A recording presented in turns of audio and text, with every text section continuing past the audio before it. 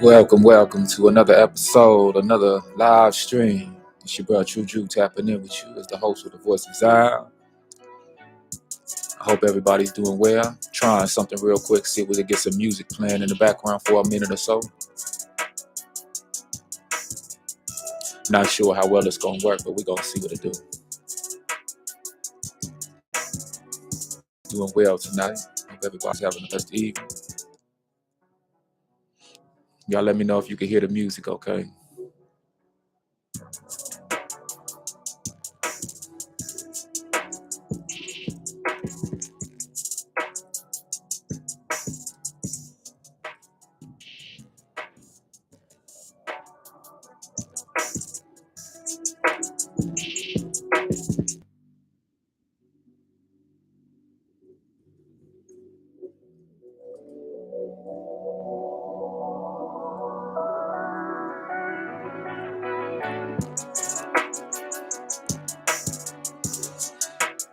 Truly hope everybody's having a beautiful evening tonight. It's the first day of the week. Hope everybody getting your mind right, keeping it tight, keeping it right, staying walking in the light. It's a serious topic tonight, just like every topic before it is. And we're going to touch on it.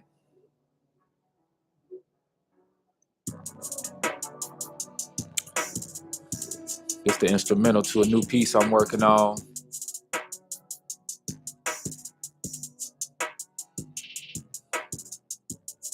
I've been taking my time writing it.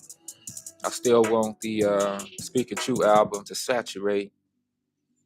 I still want the Speak and True album to do what it needs to do as far as getting out there and providing that reach to folks that, it needs to provide. Okay, take me a sip of water real quick and we'll get started.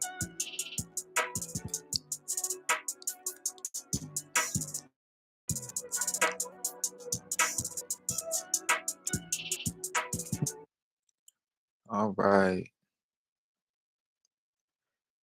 Yeah, I don't know how that came out for y'all, but we'll see if it worked.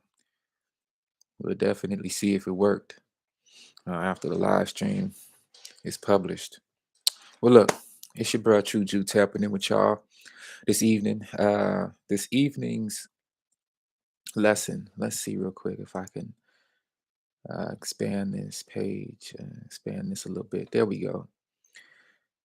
This evening's lesson came to me after I read a couple articles the last day and a half or so. And when I was awakened this morning, it hit me that I need to speak on these topics. Devilish and demonic attacks being masked as mental illness.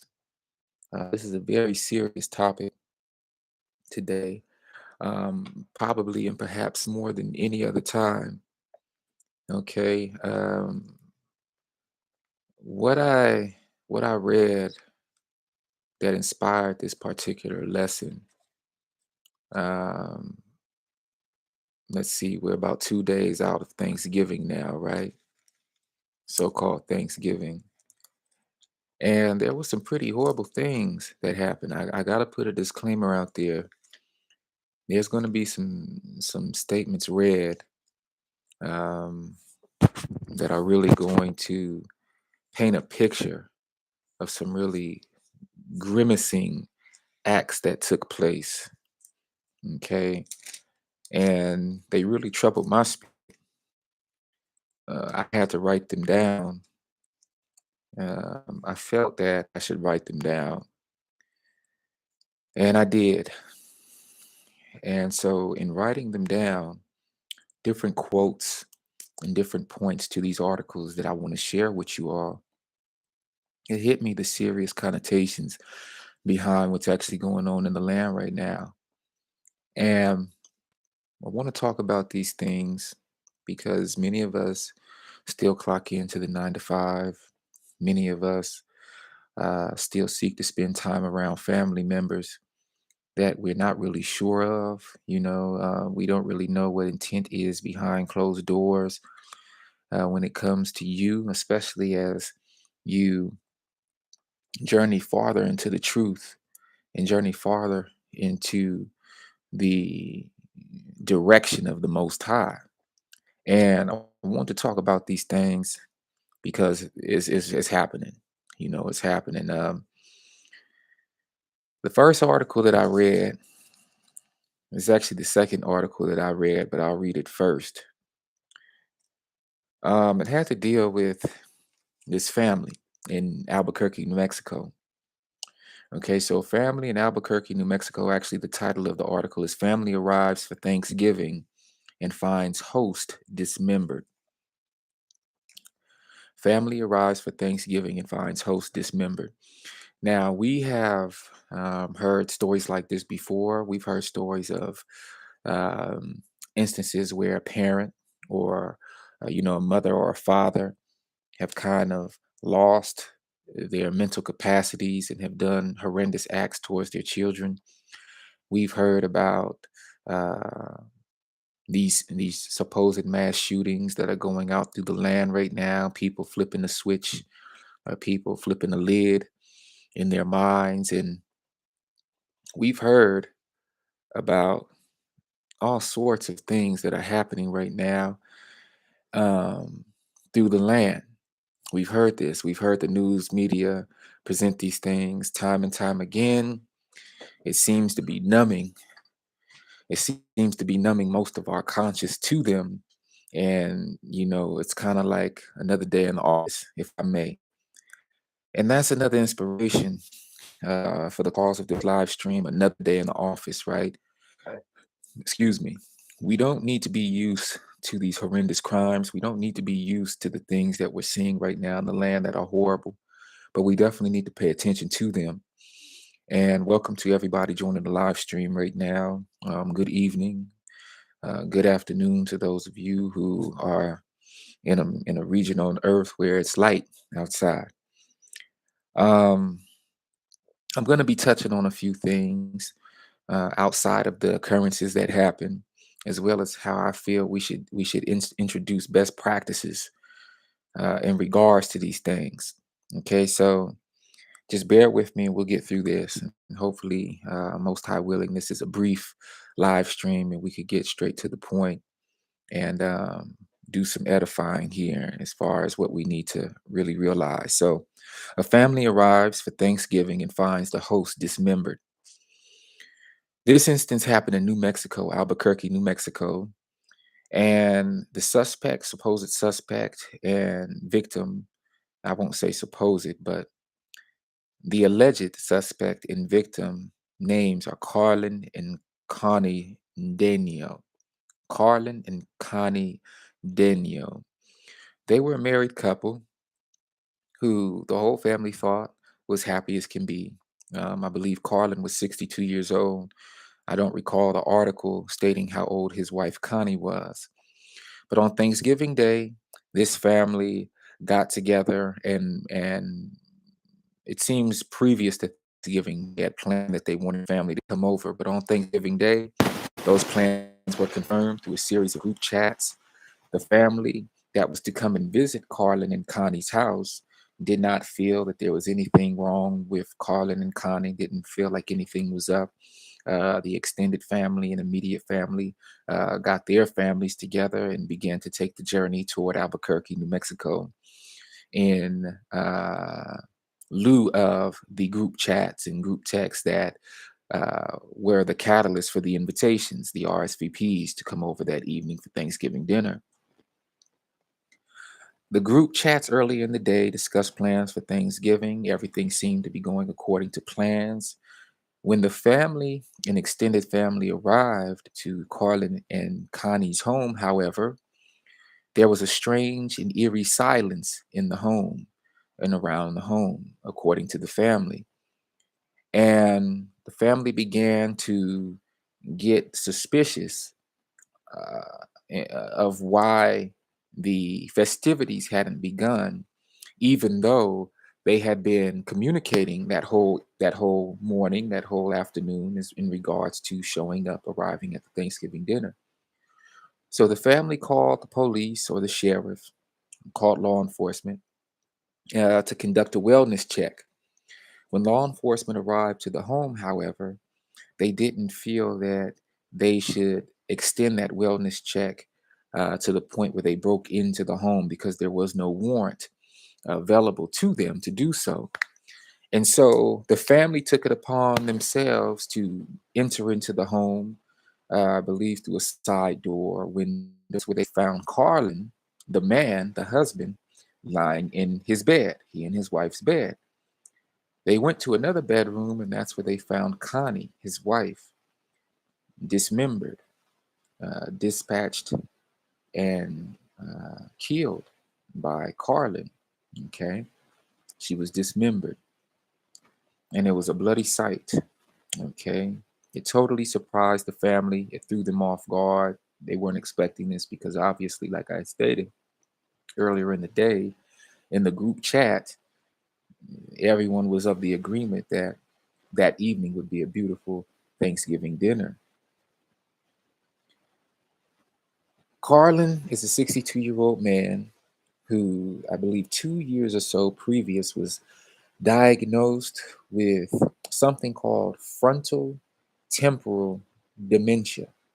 Okay. Frontal temporal dementia.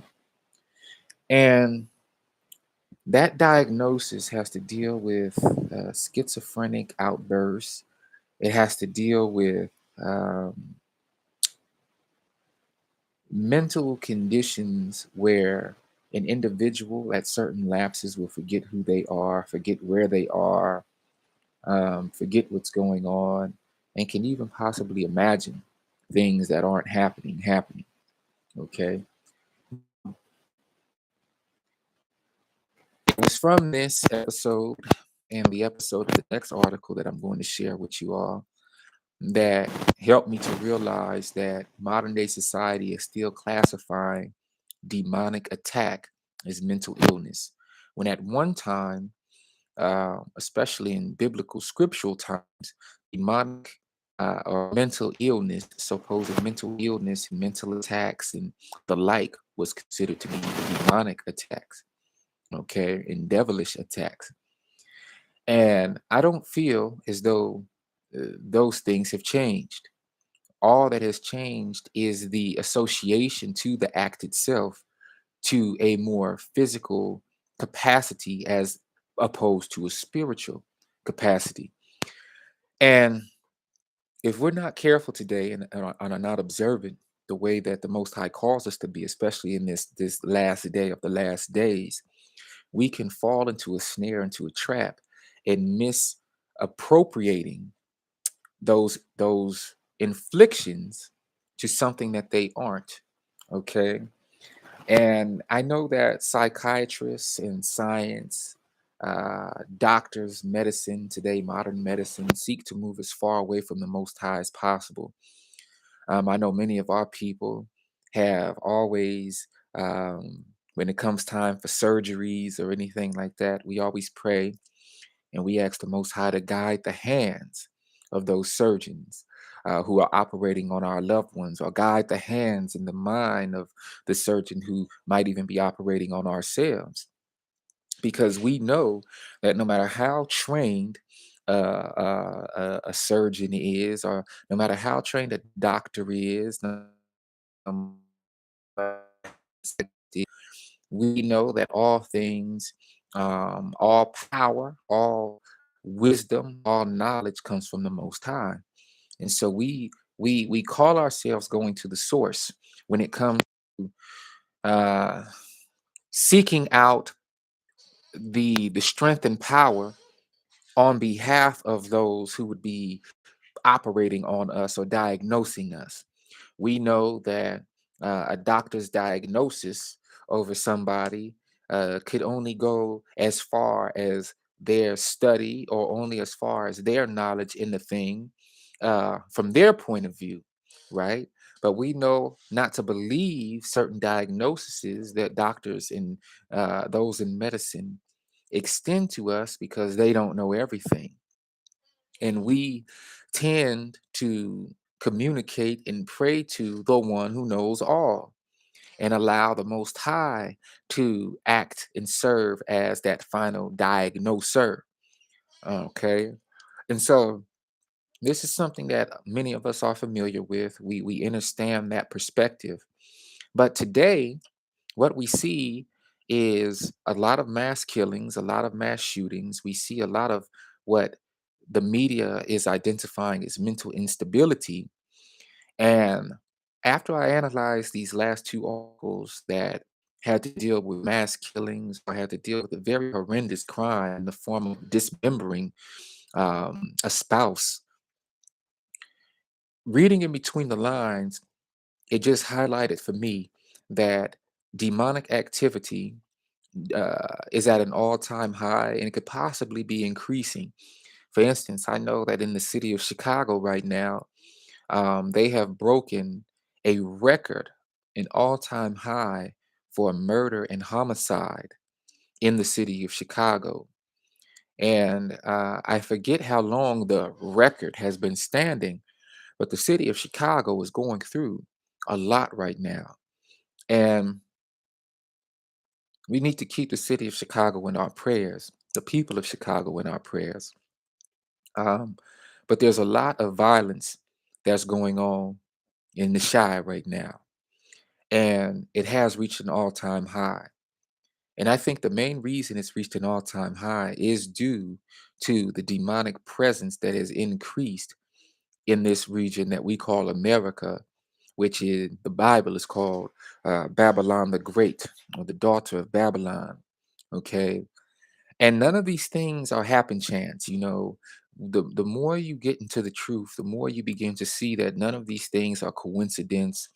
None of these things are just happening by chance. They're happening because there is lined up with multiple prophecies that had to be pushed forward in this day. And my condolences and our condolences should definitely go out to the family of that lady Connie, and uh, even the husband who and the family on Facebook went to social media and requested that people send their condolences and pray for them.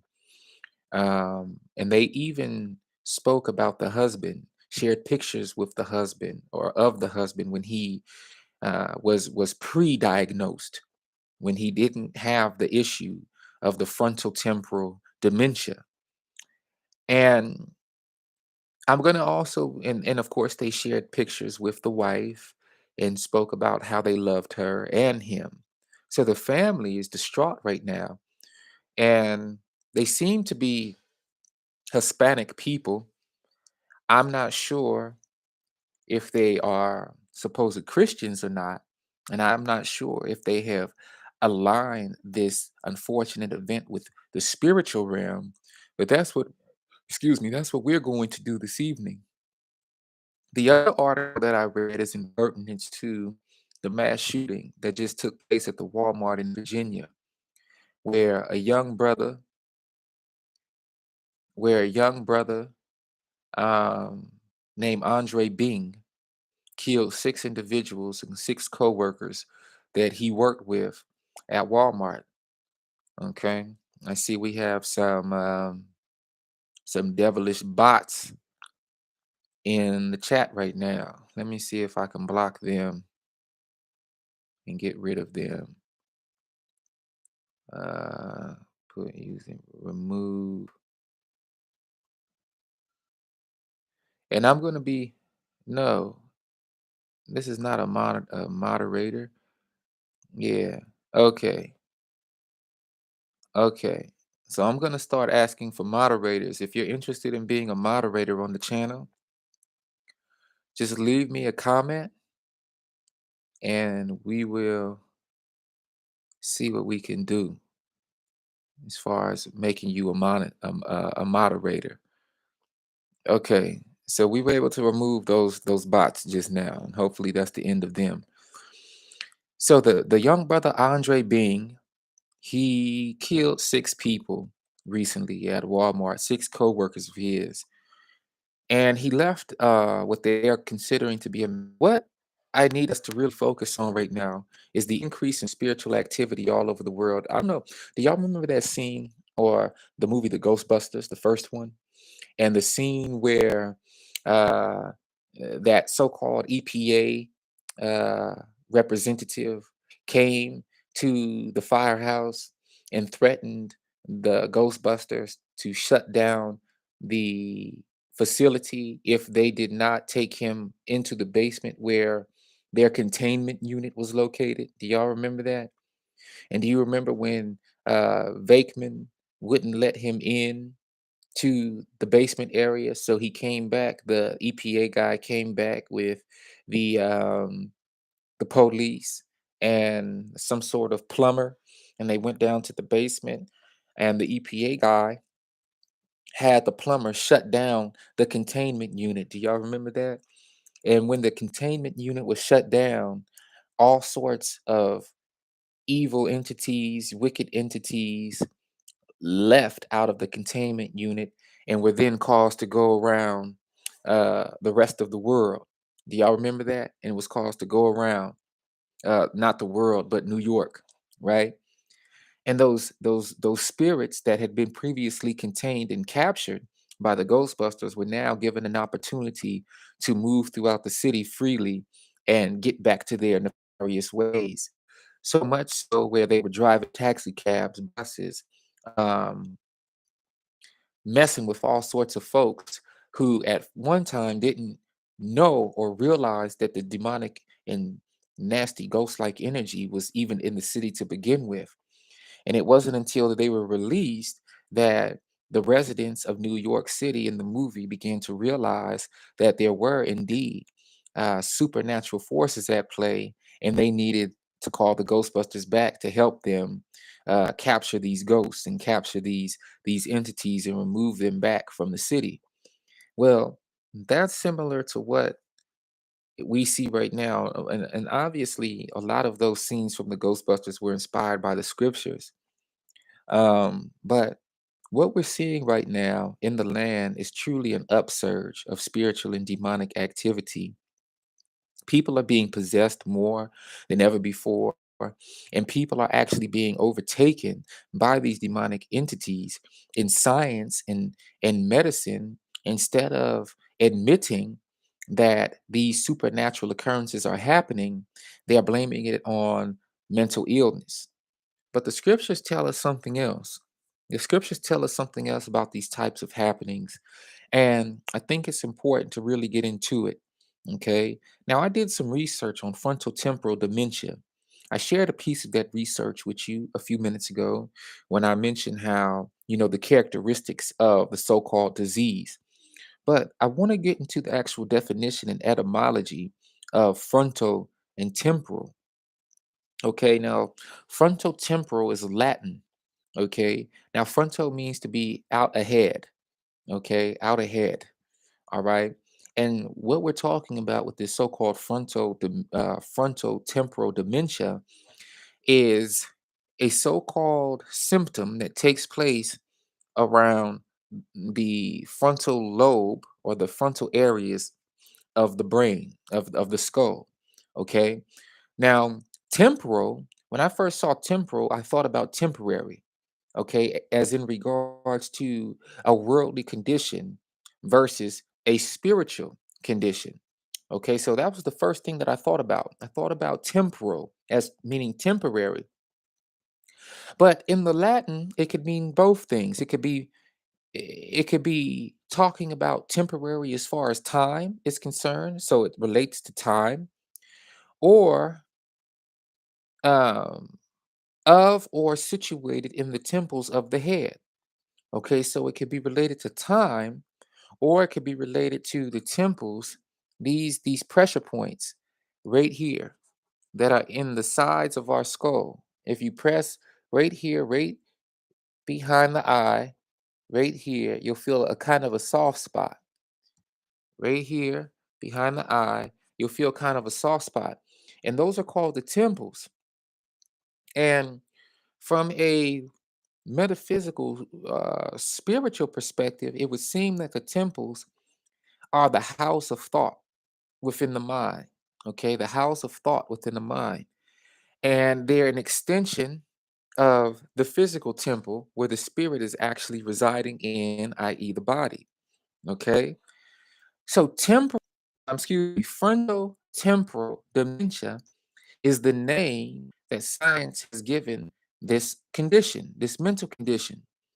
Now, when you look at the condition um, as it's described, it's very interesting that it aligns up with certain characteristics and conditions that we read about in the Bible in regards to demonic possession. And I know that's no mistake. That's no mistake. And so, what I want to do is read from the book of Luke, chapter 8. Let's go to Luke, chapter 8, and let's get some context real quick. We'll start at Luke, chapter 8, verse 1 and 3. And it came to be afterward that he went through every city and village, proclaiming and bringing the good news of the reign of Elohim, and the 12 were with him. And certain women were healed of wicked spirits and sicknesses.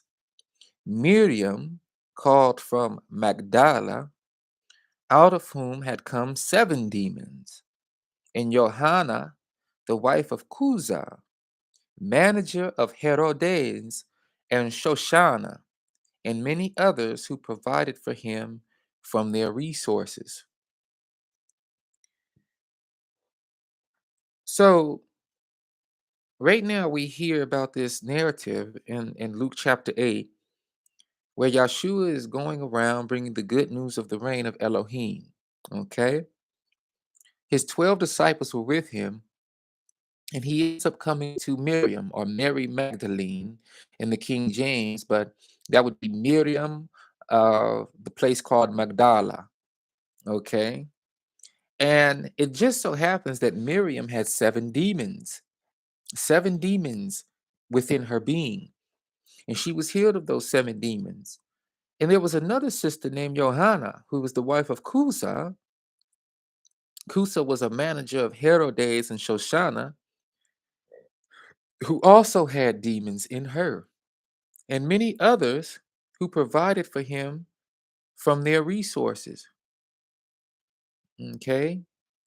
And so there were people at this time who were troubled with spiritual demonic inflictions upon themselves. One thing that really got me was that when Miriam or Mary from Magdala or Mary Magdalene was healed, she was healed of wicked spirits and all sorts of sicknesses. And we know it was all sorts, and it wasn't just one sickness, because the scriptures tell us that she was healed of 7. So there were 7 different ailments that were going on with her, or situations, conditions that would be considered ailments by medicine doctors today. But in the time of biblical times and scriptural times, these ailments were actually demonic presences in her life, wicked spirits. Okay. Many of you might be familiar with this story, but we're going to read it, and we're going to make some sense of all of this. And they sailed to this is Luke chapter 8, verse 26, the man with the demons. And they sailed to the country of the Gadarenes, which is opposite Galilee.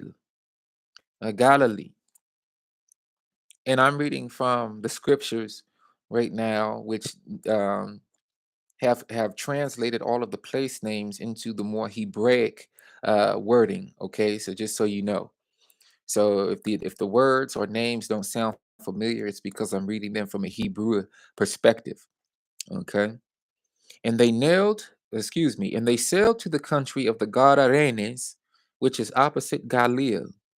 And as he went out onto the land, he was met by a certain man from the city who had demons for a long time.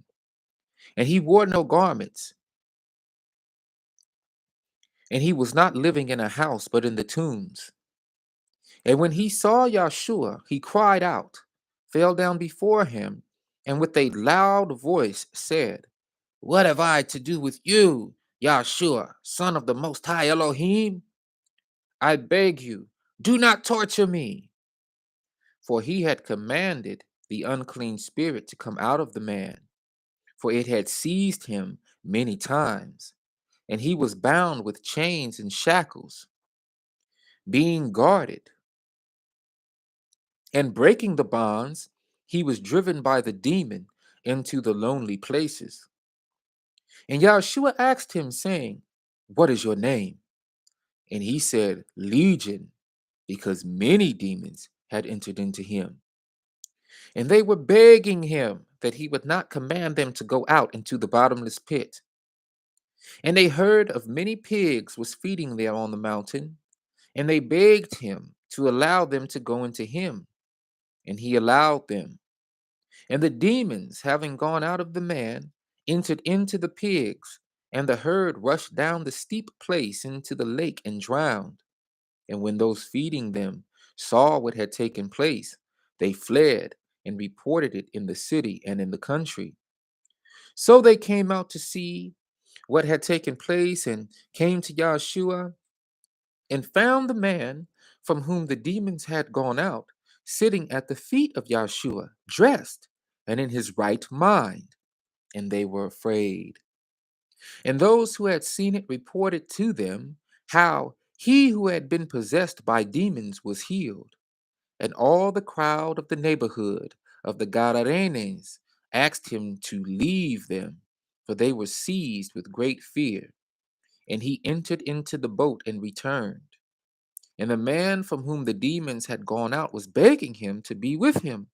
But Yahshua sent him away, saying, "Go back to your house and relate what Elohim has done for you." And he went away proclaiming through all the city what Yahshua did for him. That was the story of the man who was possessed by demons in him. So much so that he spoke with a loud demonic voice to Yahshua because the demons identified Yahshua as being the Son of the Most High, coming in all power. And so the demons began to get greatly afraid. Okay. Now we know that there were many demons because the scriptures tell us the name of these demons being legion. Legion meaning many. Okay.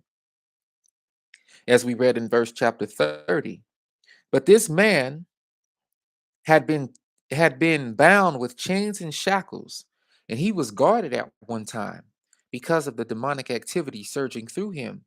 But there were so many demons in him that he was able to break free of those chains.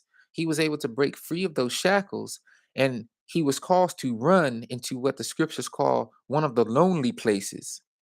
Okay. And when Yeshua walked up to him and asked the demons their name, the demons said Legion. But they were begging Yeshua because they knew who he was not to go or not to be thrown into the bottomless pit. Instead, Yahshua agreed that he wouldn't throw them into the bottomless pit, but then place them into multiple bodies of swine, of pigs. Okay. Now, these pigs were being fed. Okay. These pigs were being fed. And we know that according to Levitical law, according to the law, statutes, and commands given to us, the dietary law extended to us by the Most High, we know that swine, pigs, hogs, boar, those animals, which are pretty much synonymous with one another, are unclean animals. So it's no mistake that the unclean spirits and unclean or demons were caused to go into an unclean animal. Okay, and this is a side note why we want to leave the hog alone, the swine alone, because the swine is synonymous with uncleanliness. And that uncleanliness is then synonymous with unclean spirits, aka devils and demons. And if Yahshua felt it necessary to put the devils and demons into the pig, into the pork, into the swine, who are we to be eating of that as food, as a food source? Okay. And we err greatly when we eat of the swine and of the pig, the boar, and the hog. But one thing that really got me about this particular narrative and why I knew it would be important for today's lesson is because once the man was freed of that demonic energy, he was clothed again. Okay. And not only was he clothed, but he was sitting in peace at the feet of Yahshua in his right mind. Okay. In his right mind, and had been considered crazy and had been an outcast of his neighborhood and his community, was now functioning with all his faculties in a correct manner. And not only that, but he was dressed and he had his right mind. So, what we're seeing, if he had his right mind, then that means that if he lived in today's time, more than likely, because he was in a different frame of mind before he was in his right mind, his condition would have been considered mental illness. Now, the problem with this is the medicine people, the doctors, the psychiatrists, the psychologists, they want all of the glory to themselves. They want to be the ones who are praised for fixing or healing somebody. They don't want us to have a relationship with the Most High and seek the power of the Most High through Yahshua Mashiach. So instead, what they do through the word, so instead, what they do is they prescribe all sorts of satanic and devilish medications that don't remove the demonic possession, but instead uh, make it grow. Okay, the medications that are prescribed to these individuals, it propagates the demonic possession even greater. It grows it, it magnifies it, it gives more space to the demonic presence in that individual's life. Um, I've seen many individuals, quite a few, who were, according to today's time, mentally challenged, right? And these individuals were given all sorts of drugs, all sorts of um, external medicines, okay, from supposed doctors, from supposed psychiatrists, from supposed psychologists. And what they were given actually grew, and it promoted demonic activity in these individuals. The individuals would say things like, oh, they're hearing voices, for instance, or they would go deeper into a form of so-called mental illness where they would convulse, where they would have seizures, where they wouldn't know what capacity they were actually in. They would lose sense of time, direction, lose sense of being, right? And the doctors and these modern doctors in psychiatry, drugs that they're giving them are actually satanic in nature. But they will not admit that, because if they admit that, then obviously, why are we going to them for help?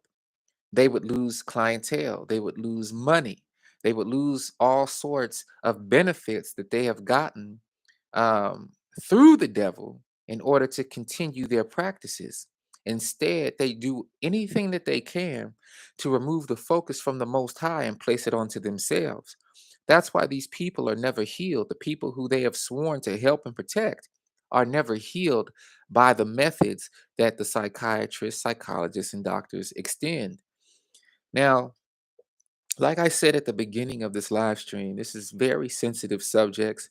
I am not a modern day licensed psychiatrist or medical doctor, okay? But I am a knower of the power of the Most High through Yahshua HaMashiach.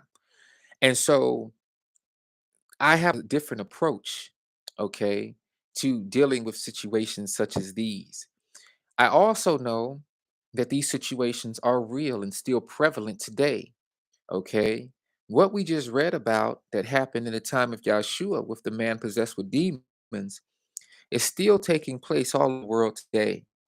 What also stuck out to me about this particular narrative is that when the crowd of the neighborhood of the Gadarenes asked him to leave, they asked him to leave because they were seized with great fear. I find it so ironic at they were afraid of what Yahshua did and what they saw him do or witnessed had happened in the man who was recently possessed with demons.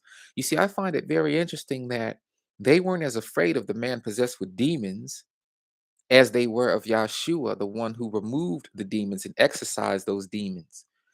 And it should be no surprise because these are individuals who were also tending to flocks of pigs and swine.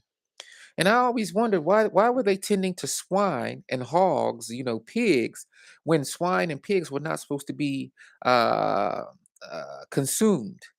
Okay, we're not even supposed to touch the carcass, meaning the dead flesh of a swine or a pig. So these people were comfortable with touching the pig and the swine and comfortable with seeing a demon possessed man in their presence, but uncomfortable with the one who had power over the demons to exorcise them. Very interesting. Very interesting indeed. Very interesting indeed. And that herd of pigs, okay, that was feeding on the mountain, they were there as vessels, okay, as vessels to for that demonic energy to be incorporated into. And it was in those pigs that once the demonic energy went into them, they began to convulse and go mad. So much so that they ran off the side of the steep side of a cliff into the lake water, okay, and drowned. Okay. Now, the scriptures don't tell us what happened to the demons after the pig carcasses drowned, and we don't know what happened to them. But I think based off of the narrative, we can ascertain that those demons, once they separated themselves from the pig carcasses that had drowned, they then sought out other weak vessels to incorporate themselves into. The reason that we know mental illness is not what modern day science and modern day medicine has attributed to be is because we have the scriptural account of those with mental illness, so-called mental illness, being possessed by demons. And that once those demons were exorcised, that supposed mental illness then left the individual who had it, and they would then return to their right mind. Okay? Let's go to the book of Luke, chapter 9, verses 37 through 43. We're going to read of another instance, okay? Luke chapter 9, verse 37 through 43 reads, "And it came to be on the next day when they came down from the mountain that a large crowd met him. And see, a man from the crowd cried out, saying, 'Teacher, I beg you, look at my son, for he is my only child. And see, spirit seizes him, and he suddenly cries out, and it convulseth him with foaming, and scarcely leaves him, bruising him.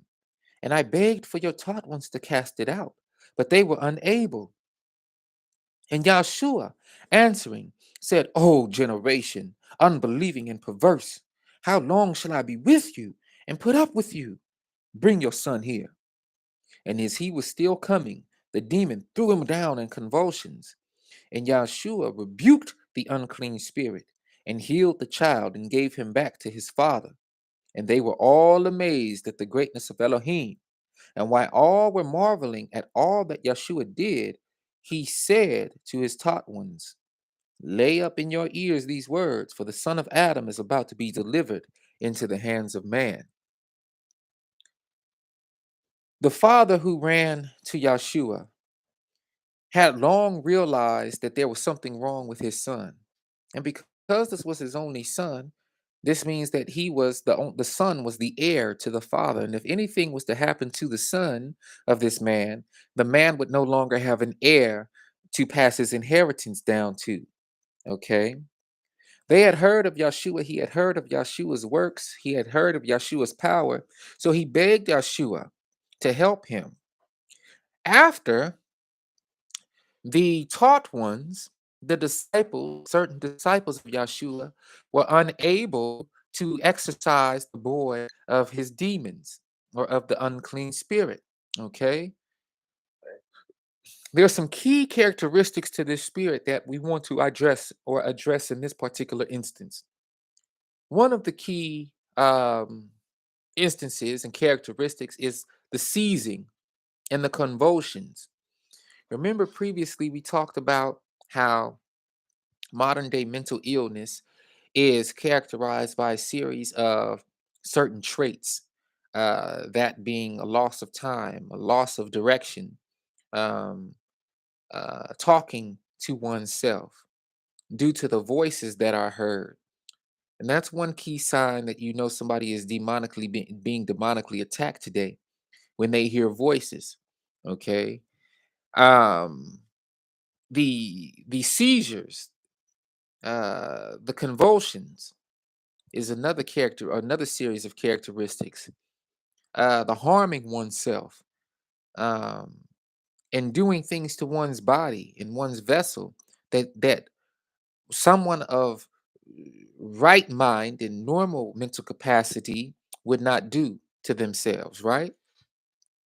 And what I always tell folks who tell me they hear voices, or they tell me that there are voices inside of their mind that are telling them to do things like harm themselves or hurt others. The first thing I say is, well, when you hear voices speaking to you and they're telling you to do something that is harmful to another, do not listen to that voice. Okay, do not listen to that voice. That voice is demonic and that voice is trying to trick you out of your position. And for whatever reason, you have been targeted right now as a vessel for those unclean spirits to house within. And that is um, a call and cry to the saints of Most High for a moment of exercising. And I don't mean exercising doing sit-ups and push-ups. I mean exorcising the unclean spirit or demon that is housed within that person. Okay.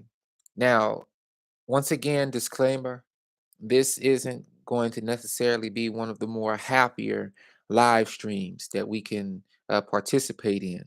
Okay. It's getting deep into the spiritual realm that deals with the darker, more wicked, lower vibratory moments in our spiritual journey and walk. Yes, welcome to the live stream, family. Yes, and doctors want you to think you have a mental illness when what you actually have is a prophetic gift. Well, in this type of thing, one time I told a doctor I believe in miracles. Kid you, not, he marked me down as delusion. Yeah, if you just now joining the live stream, I mentioned this earlier. Modern day medicine practitioners, psychologists, psychiatrists, they're trained to actually get their clients further away from the light of the Most High. They're trained to make us and make their clients have faith in them. Anything that they can do in order to remove us from prayer, order to remove us from seeking out the power of the Most High, that's what they're going to do. And they're going to attribute, in your case, you are aligning a supposed mental illness with a prophetic gift. Okay. In the case of the doctors and in modern medical practitioners, however, they will associate a demonic possession, an unclean spiritual possession with mental illness.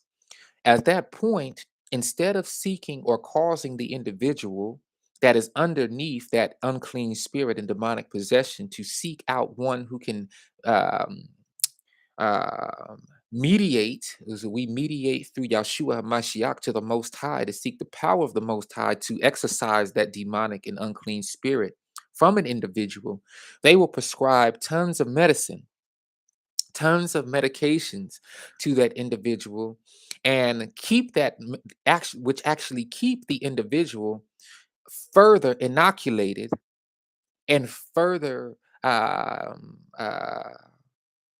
pain and anguish underneath those spirits and unclean spirits and demons. So we know, according to the scriptures, that we're not delusional at all. We're not delusional at all when we hear of these things. We're not delusional at all when we say we know about the power of miracles, or that we ourselves are able to conduct miracles. However, once again, these professionals are learned in the ways of Satan. They're learned in the ways of the devil, so that when they get to those platforms and positions where they should be helping to heal individuals, they actually hurt individuals further. Okay. And so this is something that I really wanted to bring out, because we're seeing an upsurge in demonic activity all throughout the land that is being masked as mental illness. And as long as people are masking these unfortunate events as the characteristic of mental illness, there will continue to be an upsurge of psychiatrists and psychologists who prescribe medications that actually make way for the demons and unclean spirits to house themselves in the one who is taking the medication, versus seeking out the help and the power of the Most High. And of course, this is a play by the devil in order to get the citizens and the populations of the world tricked and fooled into thinking that the Most High doesn't exist, or that the power of the Most High is not real. Okay. And of course, man wants to be praised as God. Man wants to be praised and receive all of the glory. Man wants to be the one who receives the reward for helping an individual, and doesn't want to give the glory, honor, and praise to the Most High when there is something that is done to help one who is crying out in pain, or one who is seeking out some sort of spiritual help, or some sort of help to remove the condition that's over them. Okay. But what I want to do, that affliction, okay, what I want to do is read another instance. And you're going to continue to see how the characteristic of that energy that's over the person who is possessed, once again, will align with what modern medicine considers to be mental illness. Now, what's a convulsion? I had to write this definition down, and I had to write it down so we didn't make any mistake on how science and medicine sees these convulsions. And there's some key words in this definition that really stuck out in pertinence to what we just read in Luke chapter 9, verses 37 through 43. Convulsions, noun, a sudden, violent, irregular movement of a limb or of the body caused by involuntary contraction of muscles, and associated especially with brain disorders, such as epilepsy, the presence of certain toxins, and other agents in the blood, or fever, okay, in children. Side note, many times the cause of a seizure is unknown. Most seizure disorders can be controlled with medication, but management of seizures can still have a significant impact on your daily life. Now, of a limb or a body. That sounds just like what happened to possessed with demons, and that is exactly what happened to the young boy. Okay, a spirit seizes him, and he suddenly cries out, and it convulses him with foaming and scarcely leaves him, bruising him. So this young boy was caused to convulse, go through seizures, so much so that his physical body was hurt. He was foaming at the mouth, okay? And he was unable to move according to his own faculties, under his own faculties. Back then, in those times, if anyone was to see those characteristics in biblical times, in the times of Yeshua and beforehand, they would be identified as demon possession. But today, they're identified as some sort of medical illness, okay, or a brain disorder. All right. Now, check this out. Remember when we talked about the man with demonic possession of the legion? As soon as legion was removed from him, what did the scripture say about his demeanor? It said that he was now in his right mind. Okay. He no longer had the brain disorder, he was in his right mind. So that's another reason we know that these convulsions have to deal with demonic presences in the individual who are experiencing them. Then we see epilepsy and the presence of certain toxins. I wonder what these toxins are according to medicine.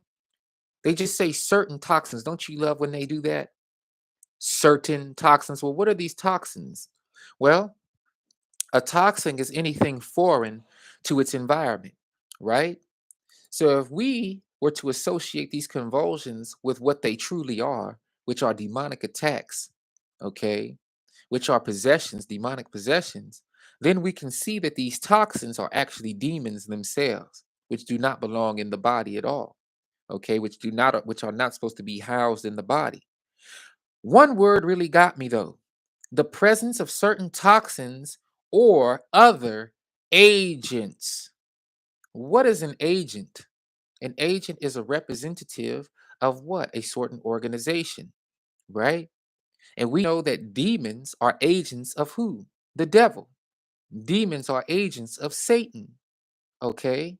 So if the body is going through convulsions, which are a sudden, violent, irregular movement of a limb or of the body caused by involuntary contraction, what where is that involuntary contraction coming from? It's coming from the agent or the toxic element that is within the person's vessel. And that agent or toxic element, according to the scriptures, would be a demon. Okay. And that's causing the person to move, the body to move against their will because the demon has overtaken their thought spaces. Okay. Then it goes on to say, or other agents in the blood or fever. Now, what is fever associated with? Fever is synonymous with heat, right? Fever is synonymous with heat. What else is synonymous with heat? Aren't devils and demons synonymous with heat as well? And where did the devils and demons not want to be thrown into when they were housed inside of that man in the form of legion? They begged Yahshua HaMashiach not to what? Send them into the bottomless pit. Okay? So all of these characteristics are in line with demonic possession. What medicine today would consider to be brain disorders, epilepsy, toxins, and agents, and fever are all synonymous with demonic possession. Now, they go on to say that many times the cause of seizure is unknown. It's unknown or presented or offered as being unknown because the doctors and those in medicine don't want us to focus on the truth of the Most High. See, if we focus on the truth of the Most High, they'll be out of business because nobody would be going to them as far as identifying what's really going on with an individual. Folks would go straight to their holy people. Folks would go straight to the holy men and women who are adept at understanding the different nuances of the scriptures and adept at having a relationship with the Most High through Yahshua Mashiach to receive the power that comes from on high to heal an individual the same way that Yahshua would have, or the disciples would have in those scriptural biblical days. Okay. And I hope you didn't fall for his lie, Elijah. I hope you didn't fall for his lie. Okay. I hope you didn't fall for the lie from the so-called medical practitioner who told you that you were delusional. Okay. And I'm sure prescribed to you all sorts of medication to keep you dependent upon uh him or her and to keep you away from the most high and the power of the most high. Now, they say that most seizure disorders can be, excuse me, can be controlled by medication. Now, once again, they're using terminology like seizure disorders. Okay. When we go to verse 39 of Luke chapter 9, we see, and see, a spirit seizes him, and he suddenly cries out, and it convulses him with foaming, and scarcely leaves him, meaning does not leave him, and bruises him. So the little boy's physique is being harmed, hurt by the spirit, which is an unclean spirit, and the spirit seizes him, causes him to go through seizures and convert and convulse. Okay. Now, right here, according to medicine, the cause of these seizures and convulsions is unknown. Okay. Many times the cause is unknown, but they have still classified these unknown causes as seizure disorders, which they seek to control with medication instead of the prayer and the power of the Most High. Okay. Now, that's very unfortunate. In Luke chapter 9, verse 49 through 50, we read that the disciples and prophets of the Most High were given power over these devils and demons to exorcise them from individuals who are inflicted with them. In verse 49 of Luke chapter 9, and Johanan answering said, Master, we saw someone casting out demons in your name, and we forbade him because he does not follow with us. But Yahshua said to him, do not forbid him, for he who is not against us is for us. Okay? So what we have to realize is this is something that we truly have to realize, and I want to be very clear on this. The power that Yahshua had within him to exorcise demons, devils, unclean spirits, and healing has also been extended to the saints of modern times. This is something that we truly, truly have to understand. And the reason that many of us don't get this today is because we have been so inundated and inoculated. I'm going to say mentally inoculated with movies, with CGI, with false narratives that are presented to us in the form of entertainment. We have been totally enamored with medicine, modern day medicine, doctors, psychiatrists, medical practitioners who are allegedly so learned after so many years 4, 8, 9, 10, 11, 12 years of schooling that when we are put in front of them and we want to bring, let's say, the scriptures to them, like Brother Elijah did, they will call us crazy. They will say that we are mentally unstable. They will say that we are going through delusionary mental processes, that what we think is happening is not what is actually happening. And they will use their diplomas, their certificates, and their years of schooling in order to sway us away from the truth. And when you have people in your life who you trust, like your parents, your mother and father, if they are not spiritually inclined, but lean on the arm of man and lean on the narrative that man could produce to them or present to them, then they will teach you how to do the same. Okay. And if you make the mistake of leaning on man or making man's arm that you trust in, the individual who does that, I don't want to, but those of us in the human family who lean on that narrative and who depend on that narrative will make an erroneous decision when it comes time to handling a very spiritual moment in that individual's life. Okay.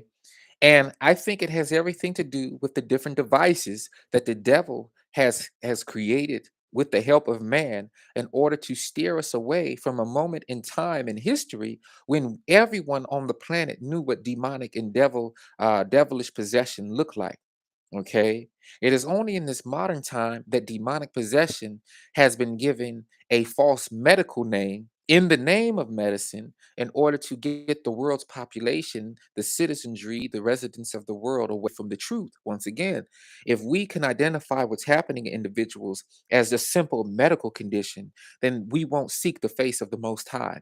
We won't seek the power of the Most High through Yahshua Mashiach to heal that medical condition or ailment. Okay. But just like Yahshua told us in the book of Luke, chapter 9, verses 49 through 50, but Yahshua said to him, "Do not forbid him, for he who is not against us is for us." That is an indicator that there were individuals at that time not necessarily walking day to day with Yahshua, but who were aware of the power given to Yahshua by the Most High, and very aware that the things that Yahshua was teaching his disciples were for those who believed and knew the power of the Most High, and extended to all who knew that power and who sought the Most High through Yahshua HaMashiach in order to hold that power in their hand themselves and do the righteous thing, which was to heal individuals who are being afflicted with demonic and devilish energy and unclean spirits. Okay. And unfortunately, we have moved so far away from that, as people in this modern era, that demons and devils have been given almost free reign in this last day of the last days. Okay. And that's how we know that devilish and demonic attacks are being masked as mental illness today. Okay. So we have to be on our guard. We have to stand guard, and we have to do everything in our power to seek the face of the Most High and begin to get that power back.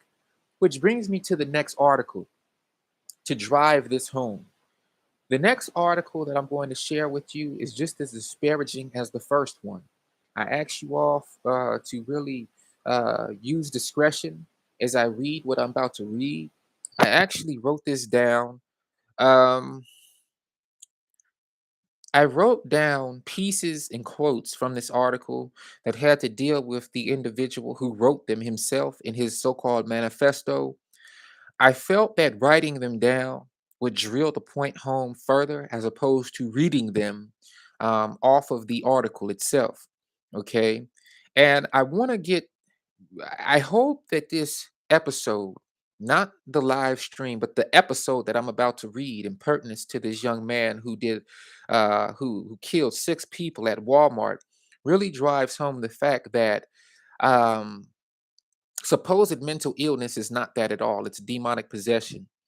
When I read this article and got to the comment section of this article, the main theme in response was mental illness, mental illness. People were actually feeling sorry for the individual because they had bouts of mental illness, supposed mental illness themselves, and they had dealt with uh, that energy over their being in the ways that they felt they should deal with it. And there was actually a form of sympathy extended to this individual, partly because he voiced certain things in his or certain attributes of his character in this manifesto that he called or that the media is calling the death note. And those were parts that I wanted to highlight to you all right now. So if you Google the Virginia Walmart gunman's manifesto, claims he was betrayed by co-workers he killed, felt led by Satan. That's the name of the article. Virginia Walmart gunman's manifesto claims he was betrayed by co-workers he killed and felt led by Satan. Now I'm going to read some very discouraging statements, but I want you all to maintain your strength through this all and listen to the terminology that this young man used, okay, when he wrote this manifesto. Now, these are pieces and quotes, direct quotes from the Death Note by Andre Bing, as I've received them or retrieved them from the articles that spoke on this. Now, he killed 6 individuals during a nighttime meeting at Walmart. These 6 individuals, as we have found, were targeted specifically by Andre Bing as individuals who were very mean and conniving or nasty to him throughout his tenure as an employee at Walmart. Now, under no circumstances should we ever uh, uh, exact revenge or pain on those who talk down to us, talk bad about us, who seek to destroy our livelihoods or any of those things. There are methods to adhere to and protocols to adhere to when those sorts of things happen. Whatever one does, it should always be based in prayer. It should always be based in seeking the divine will of the Most High and seeking the strength of the Most High to get through these situations.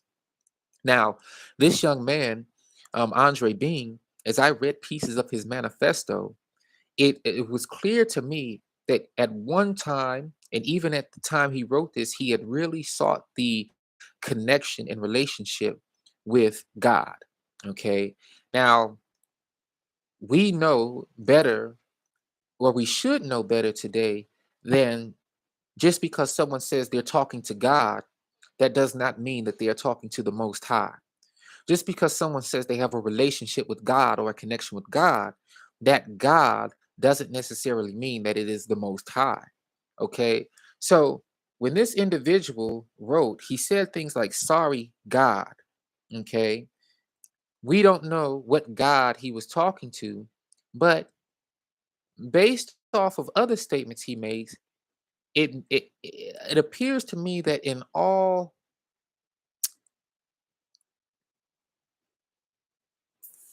for the sake of this manifesto, it seems that he might have been referring to the Most High. So this young dude killed six people. He was a young brother. And side note, um, you know what? I won't say that. He was a young brother. Six killings. Now he blamed the killings on torment by co-workers as well as demonic influences. Okay. He made the statement, sorry, God, I've failed you. This was not your fault, but my own.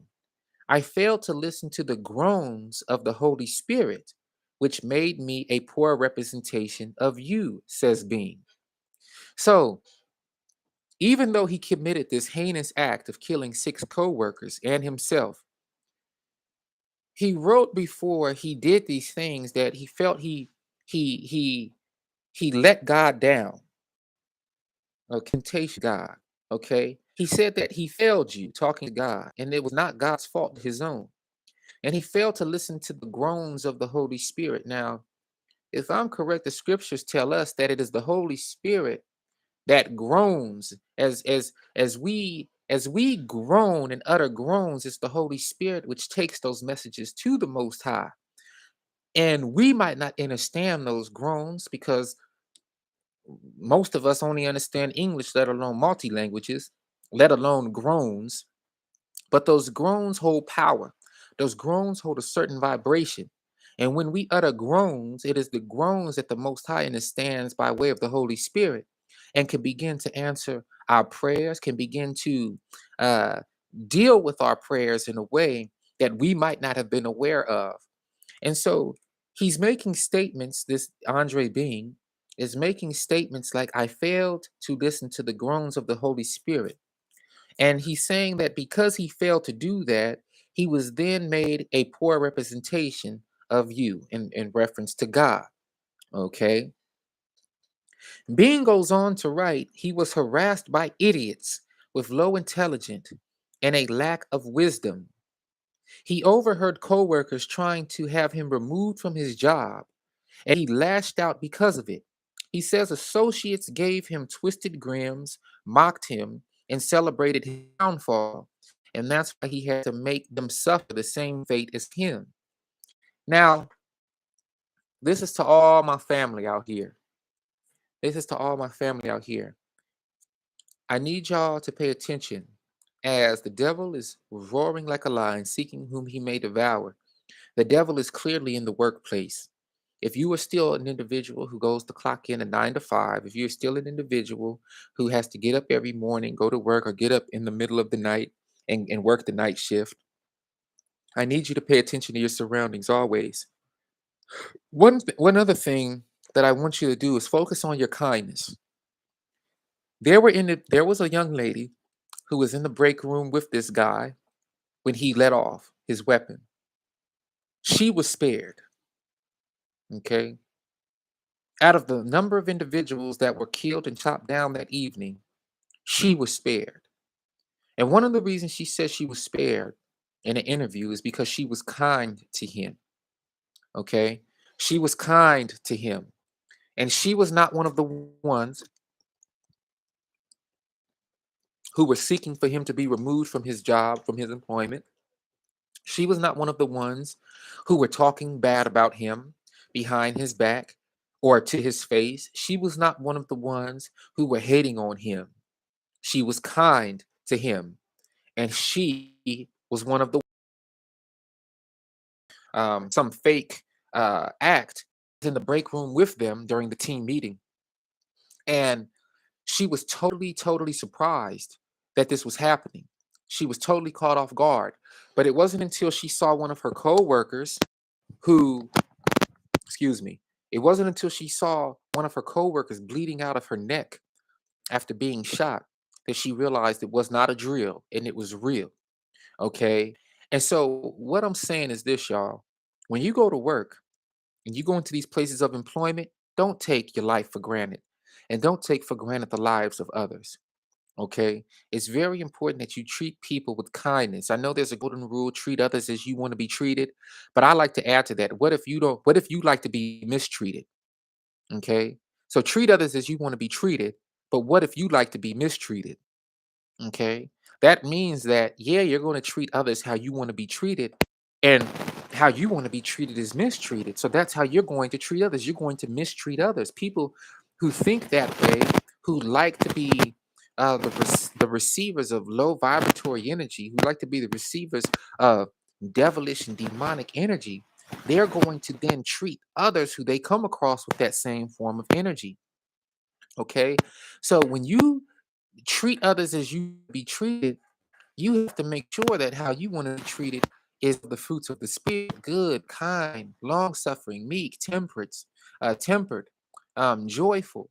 You want to be treated with the greatest qualities of that type of treatment.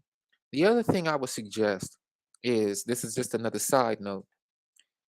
When you go to work, if you're going to clock in tomorrow in the morning, or you're going in tonight for the night shift, leave a note for your supervisor. Leave a note for your supervisor and ask the supervisor to let you know through text. Okay. Now, a lot of times, company policy, they don't want to let you know someone's being fired. But in today's time, I think company policy needs to be changed.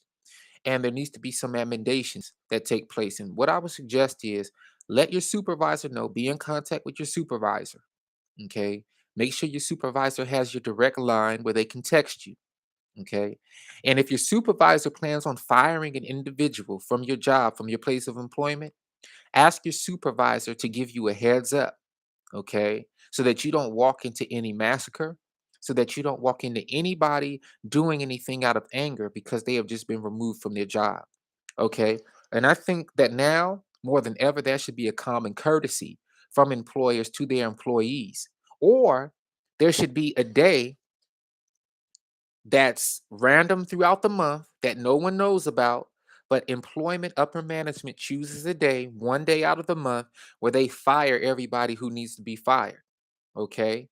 And that day is chosen at a time when they know that employee participation is going to be low, meaning an off day, you know, or a job wide, business wide off day, or they know that this particular day, even though we haven't given everybody a heads up a week in advance, 2 weeks in advance, that evening a mass text can go out. Now, it just popped in my head that they'll mess around and send a mass text out and include the person who they're going to fire in the text. But what we need to do is have some sort of protocol in play where individuals who are not getting fired get a heads up before they clock into work and before they head to work, so that they're made aware that there's individuals who might come to the job out of anger and disappointment that they were fired and do something malicious like what we saw at this last uh, killing spree in Virginia at the Walmart.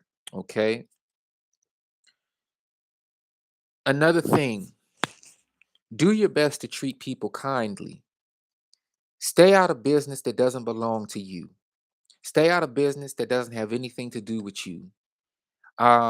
This is probably more important than ever. I know we live in the era of social media.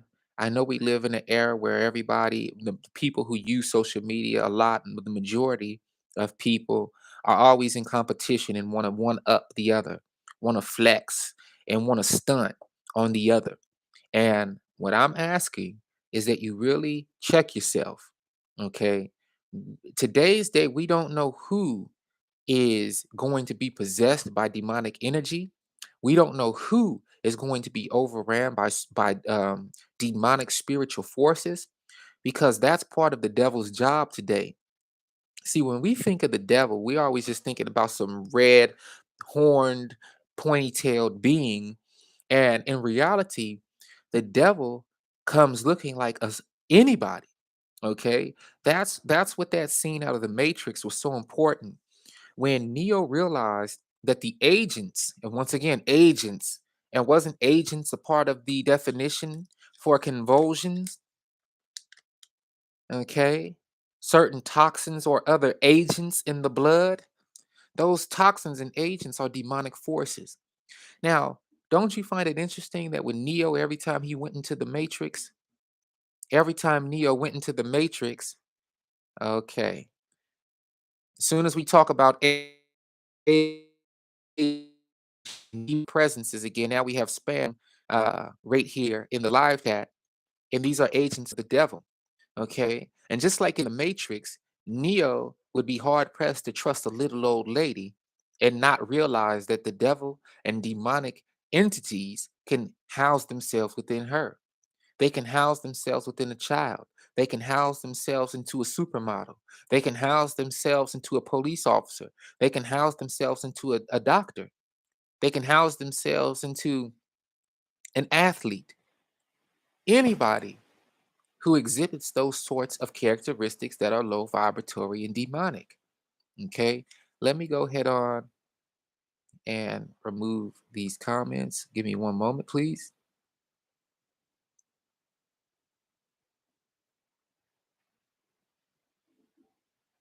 Okay, thank you.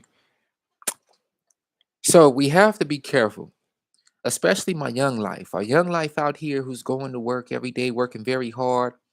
Please keep your head on a swivel, okay, and recognize what's going on around you. Pay attention to the temperature of your work environment, okay? Don't take anything for granted. If somebody says something, believe them the first time, okay? If they say anything in a joking manner and they're talking what you would construe as being crazy, believe what they're saying and report what you need to report, and take note of what you need to take note of, and recognize that that individual right there has some demonic energy over them, okay? Pray without ceasing. Pray without ceasing. You know, when you're at that job and you're working and you're whistling while you work, make sure you're singing psalms of praise, songs of worship to the Most High. Make sure you're praying without ceasing.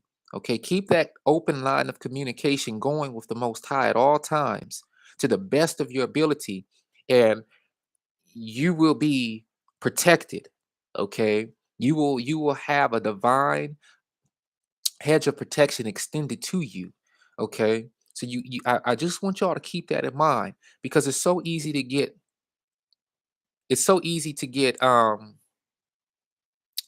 distracted in this day. You know, it really is. Let me read to you more of what Andre Bing said.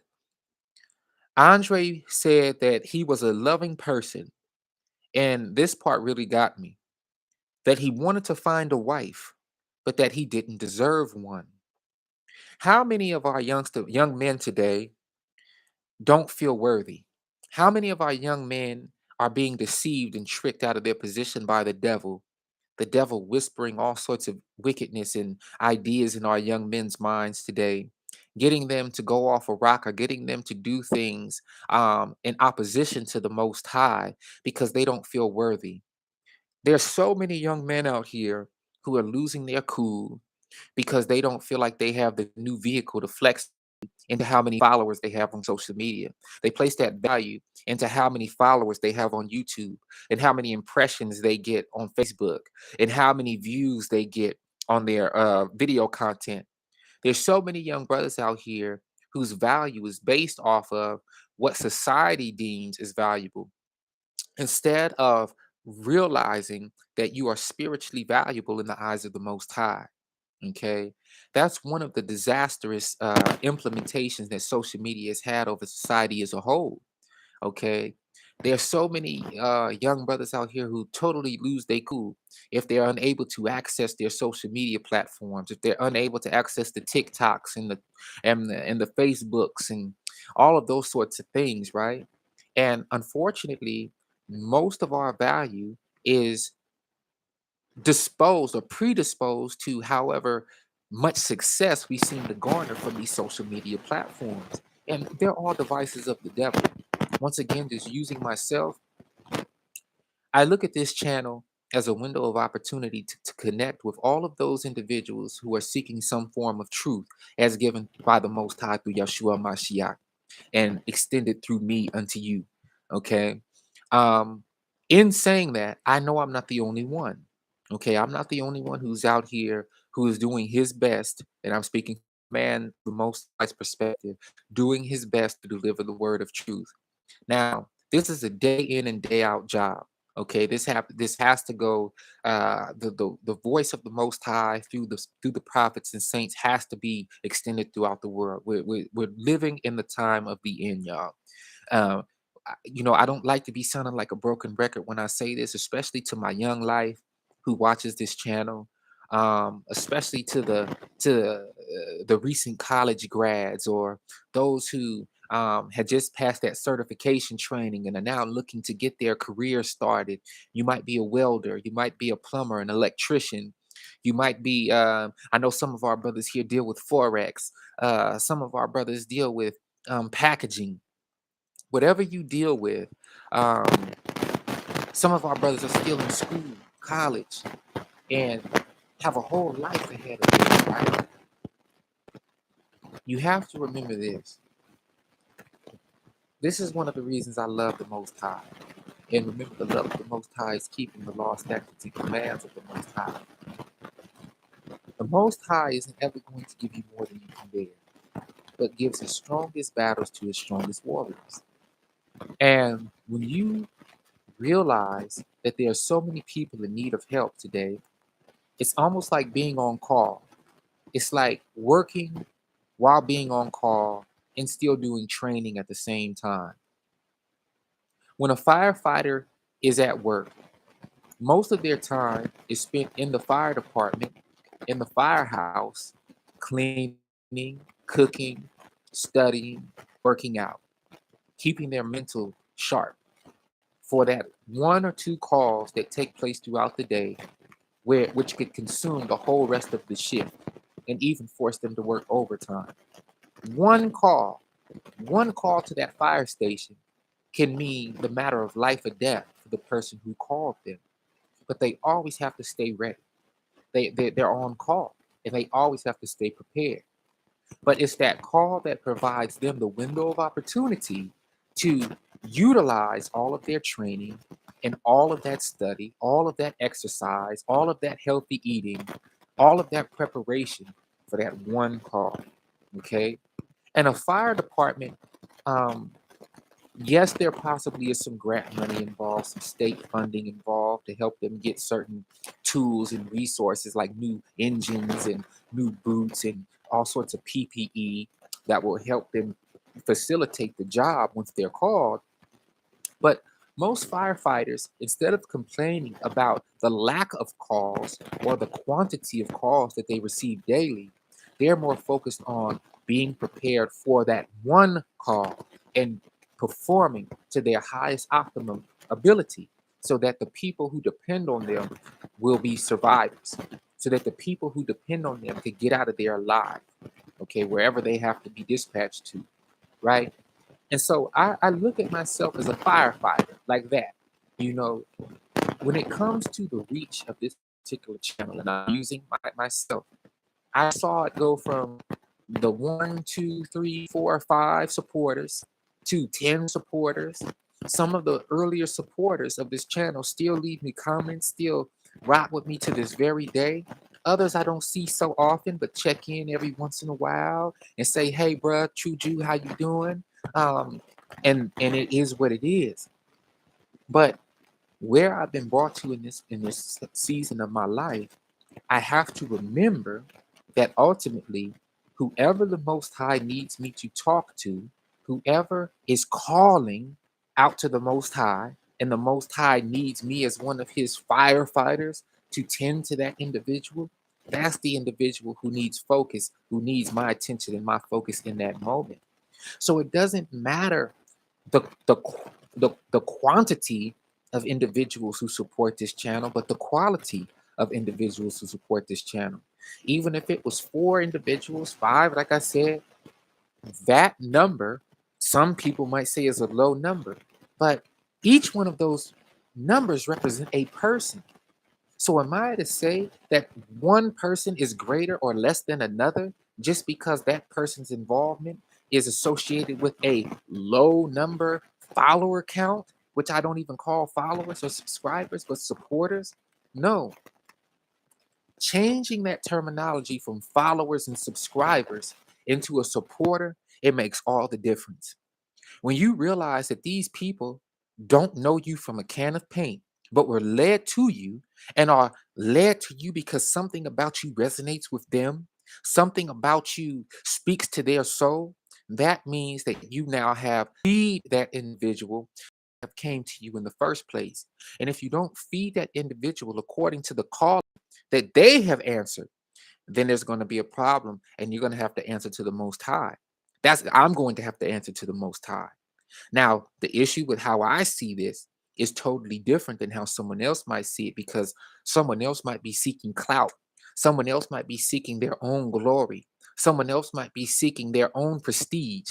Someone else might be seeking their own accolades and their own reward.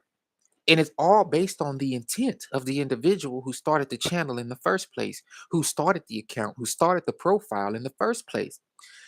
We have to have discernment, and we have to have a sort of, see, social media, the owners aren't going to put disclaimers out there for everybody.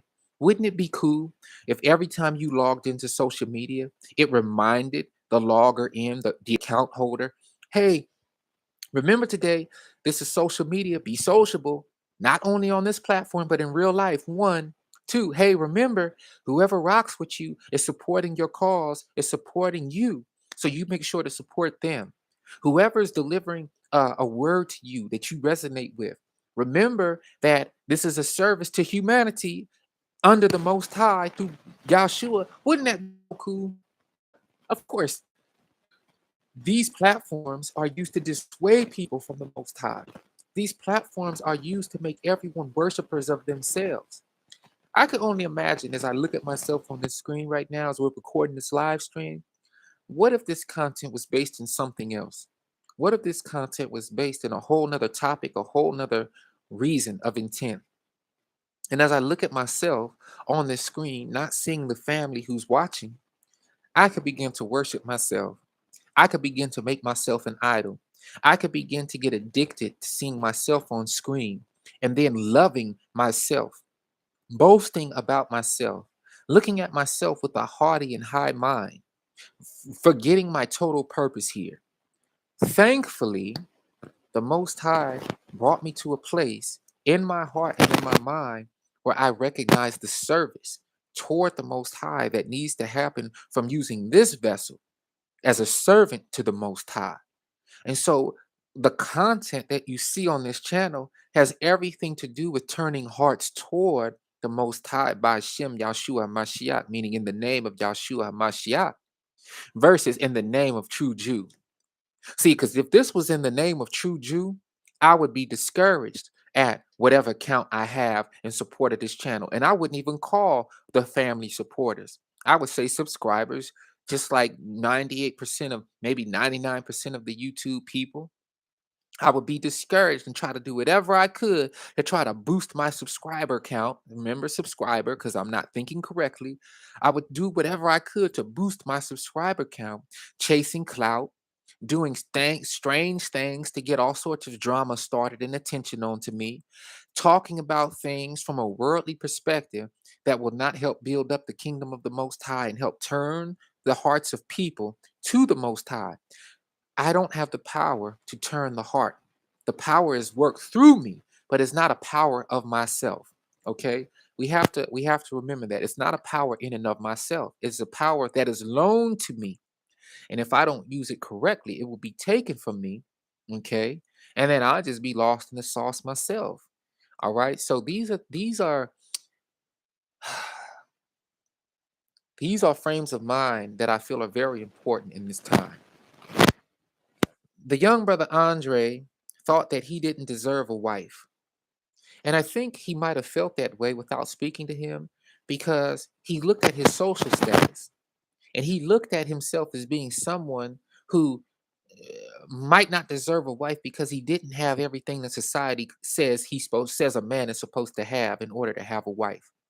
Instead of seeing himself as someone who was worthy to have a wife and growing in that relationship and growing with her and growing from a healthy, non-toxic, divinely guided perspective and frame of mind, he felt that he wasn't at a level where he needed to be. Therefore, he wasn't going to pursue uh, what he needed to in order to get a wife and to take a wife unto himself. And he says things like, my true intent was never to murder anyone, believe it or not. I was actually one of the most loving people in the world, if you get to know me, wrote Bing. I just wanted a wife that was equally yoked as I and obsessed over the thought. However, I didn't deserve a wife, says Bing. Those words he used, equally yoked, tells me that he has some sort of relationship with the scriptures, because that is a term that we find in the scriptures exclusively. When we talk about being equally yoked, especially in regards to those who we move forward in life with, especially in regards to our wives or our husbands. And so when I saw that word equally yoked, and then he used the word as I and obsessed over the thought, he was a dreamer. Okay, he was somebody who daydreamed about being a husband and perhaps a father. He was somebody who probably was inundated with that whole romanticism, that whole romantic frame of thought. He probably was somebody who was a big fan of the Disney fairy tale narrative.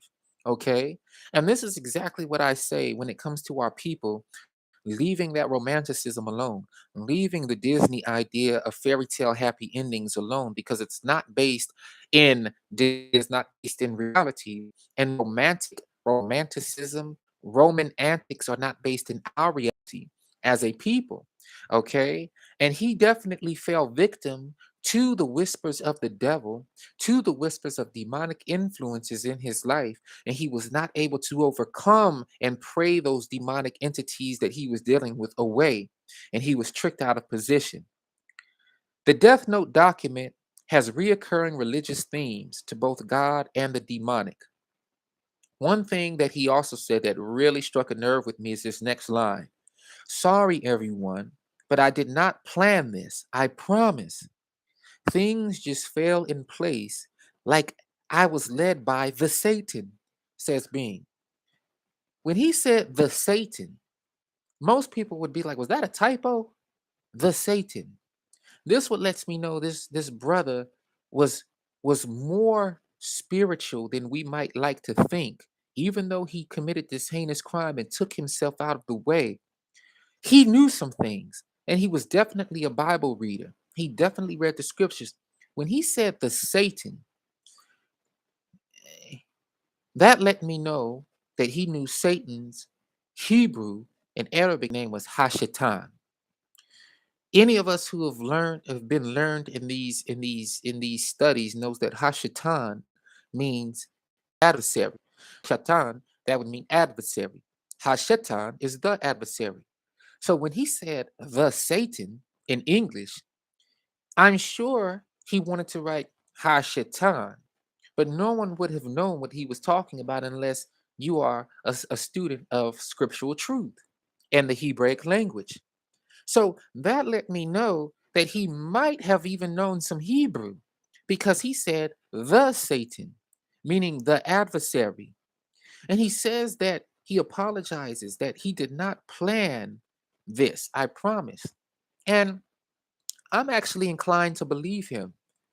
I'm actually inclined to believe him. And when we recognize that the demonic and devilish um, possession is more prevalent today than ever before, that's what makes me believe that he did not plan this. But something, some form of demonic agent, injected itself into his being and was a catalyst in him committing this heinous crime. Now, you have those in the comment section who say, now here he goes trying to put this on some devil or some demon. Yes, the vessel that he was born into definitely committed the crime. Yes, the vessel that he was born into was the one who committed this heinous act of mass killing. But his mental, the capacity in his temple, okay, the place where his righteous thought would have been the catalyst to stop him from doing this heinous crime, was tricked and he was deceived. Deception comes from the devil in an attack of the mental capacity of an individual. That's how we are deceived. Deception comes from the mind being tricked into doing something that it wouldn't normally do. That's where deception comes from. Okay? The deception of an individual is mentally based. That's how we know that these are not mental illnesses, but are spiritual attacks. Okay? Let me go on. This whole Death Note manifesto really just got me. And that's why I had to be careful too. Okay. And even reading this, because I don't want these words to be construed as those of my own.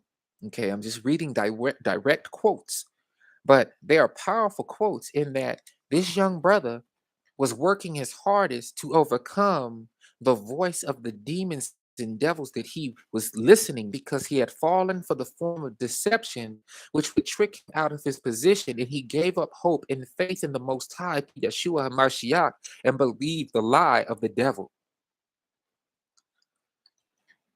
And that is how the devil is roaring like a lion, seeking whom he may devour. This young brother was definitely devoured by the devil. He said his co-worker, one of the ones who were spared, the co-worker was emanating with the Holy Spirit, who actually listened to the Holy Spirit. Unlike him, says Being. Okay? So there was a co-worker with him who he says in his manifesto was totally emanating with the light. When I think of someone who is emanating in the light, and it has been identified that she had the light in her, right? This coworker had the light in her, okay? And he says it was emanating from her. This is what hit my spirit about this young lady who was not killed and who was spared because the Holy Spirit was emanating in her. Do you think this young lady was one who was talking about him behind his back nastily? Do you think this young lady who was emanating with the Holy Spirit, according to Andre being the killer himself, do you think that she was one who was trying to get him removed from his employment? Do you think she was one who was talking about him and laughing at him? Do you think she was one who was partnering up with those who were talking about and laughing at him? Do you think she was one who was trying to trick him out of his position at work? I would say no. Instead, I would say that she harbored the spirits and the fruit of the Spirit, which are this. Galatians chapter 5, verse 22. But the fruit of the Spirit is love. She had love emanating from her. That's why she was spared. She had joy emanating from her. This was a young lady who he identified, talking about Andre being, as someone who the Holy Spirit was emanating from. Anytime he saw her, it was like she was an angelic presence to him. She had joy in her heart. She emanated peace. I'm pretty sure that this young lady was somebody who Andre Being daydreamed about, even making his wife. But it was because he knew his own internal afflictions. It's because he knew he was being exercised. Then they call that person crazy. They definitely called him crazy. And because he was inundated with that demonic presence in his mind and was overtaken by the possession of that demonic entity, at, at points of his walk daily, he identified because of that, He wasn't worthy of having a woman in his life, such as the co-worker who he spared, who was emanating with the Holy Spirit. You see, she had peace in her heart. I'm sure that while Andre Bing was around her, there was another moment in his day which fueled him to the side of righteousness, even though he was daily combating that wicked demonic possession. Okay, check it out. She had long suffering and gentleness about her. She had a heavenly goodness about her. She had faith. She had meekness and temperance. She exhibited everything that he wanted to be. She exhibited everything that he thought he might be in a wife. But he also knew there was some darkness, some wicked spiritual energy that had overtaken him. And he didn't know how to exercise it. He didn't know how to remove that from him, from his being. He goes on to say that she noticed his demonic aura on her last day at work. This same Holy Spirit filled young lady noticed the demonic energy that was over Andre Bean. Okay. She noticed it. She noticed it. And she was one who was spared. Okay. And that's why he didn't feel worthy to have a wife.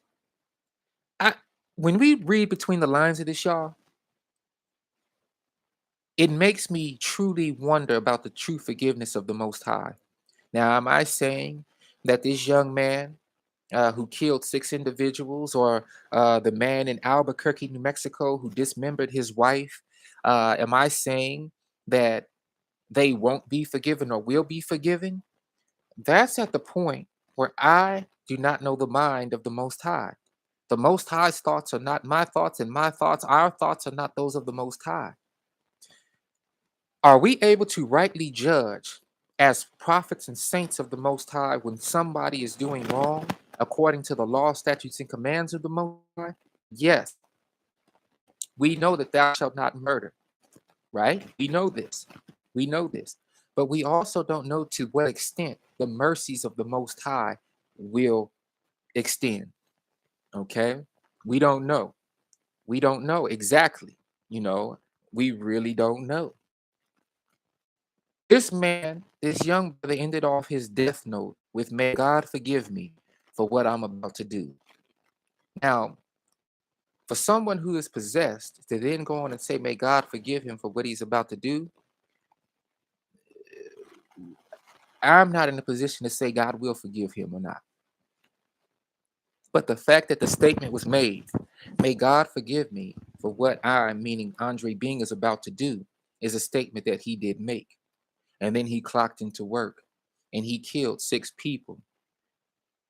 But the catch is, which people aren't really paying attention to, is there were other individuals in that workroom which he did not kill.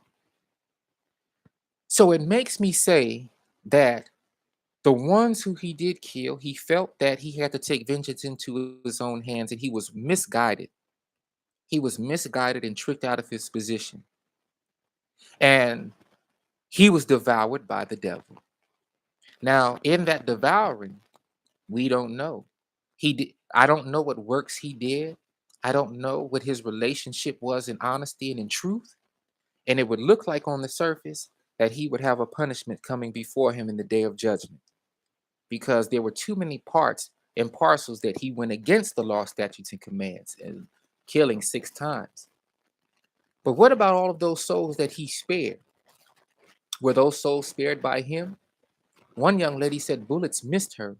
Gunfire totally missed her, and bullets wheezed by her. And when she recognized that what was happening was for real, Andre Bing looked at her and said, "Get out of here.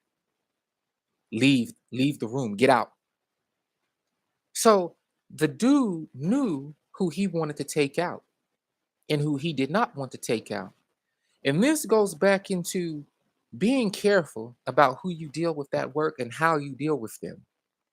Okay. It really does. We want to be as kind as possible. I remember Mike Tyson told a story about this young dude who came into the gym one day and asked him for some tips on training. And Mike Tyson spoke with him. He said it was a nerdy little guy. He came in and, I just treated him. I treated him how I was supposed to. I talked to him like I would anybody else. I spoke to him and I let him know what it was. And I dealt with him like a good guy. That guy went on to be a mass murderer. Mike Tyson's life was spared, but that guy went on to be a mass murderer. And I think he might still be in prison to this day. But Mike Tyson's life was spared. So you want to be careful how you treat people. You want to be careful. What are you intaking daily? What type of food are you feeding your soul? Are you watching horror movies all day? Are you sitting down watching all sorts of debasing content? The so-called reality TV shows, the ratchetness. What are you intaking into your soul daily? What are you feeding your soul with? Because that's what's going to grow. Whatever you feed your soul with is what's going to grow. And in the case of something that can be low vibratory and demonic, it would fester. It would fester. And where the brother ends up, only the Most High knows. But according to what he did, it was very bad, and it was against the law, statutes, and commands of the Most High. Vengeance is mine, saith the Most High. This is where we don't make our arm or the arm of man that which we trust in. Okay? We must trust in the everlasting arm of the Most High. That's why I love that line, I believe I could fly. That R. Kelly where he say, I'm leaning on the everlasting arm. You know what he says there? That's R. Kelly saying, I'm leaning on the everlasting arm. I'm not leaning on the arm of myself or the arm of man. I'm not leaning on the person who signed my checks. I'm not leaning on the arm of the individual who's endorsed me. I'm not leaning on the arm of the individual who hired me to do a show last night and I'm not leaning on the arm of the tour manager. I'm leaning on the everlasting arm of the Most High. And we have to go back to realizing that ultimately we are living in the time of the end. And in living in the time of the end, that means the devil is going to be extra busy with all of its agents, seeking whom they may devour and take down into the bottomless pit with them. Okay? And unfortunately, many people are going to be devoured.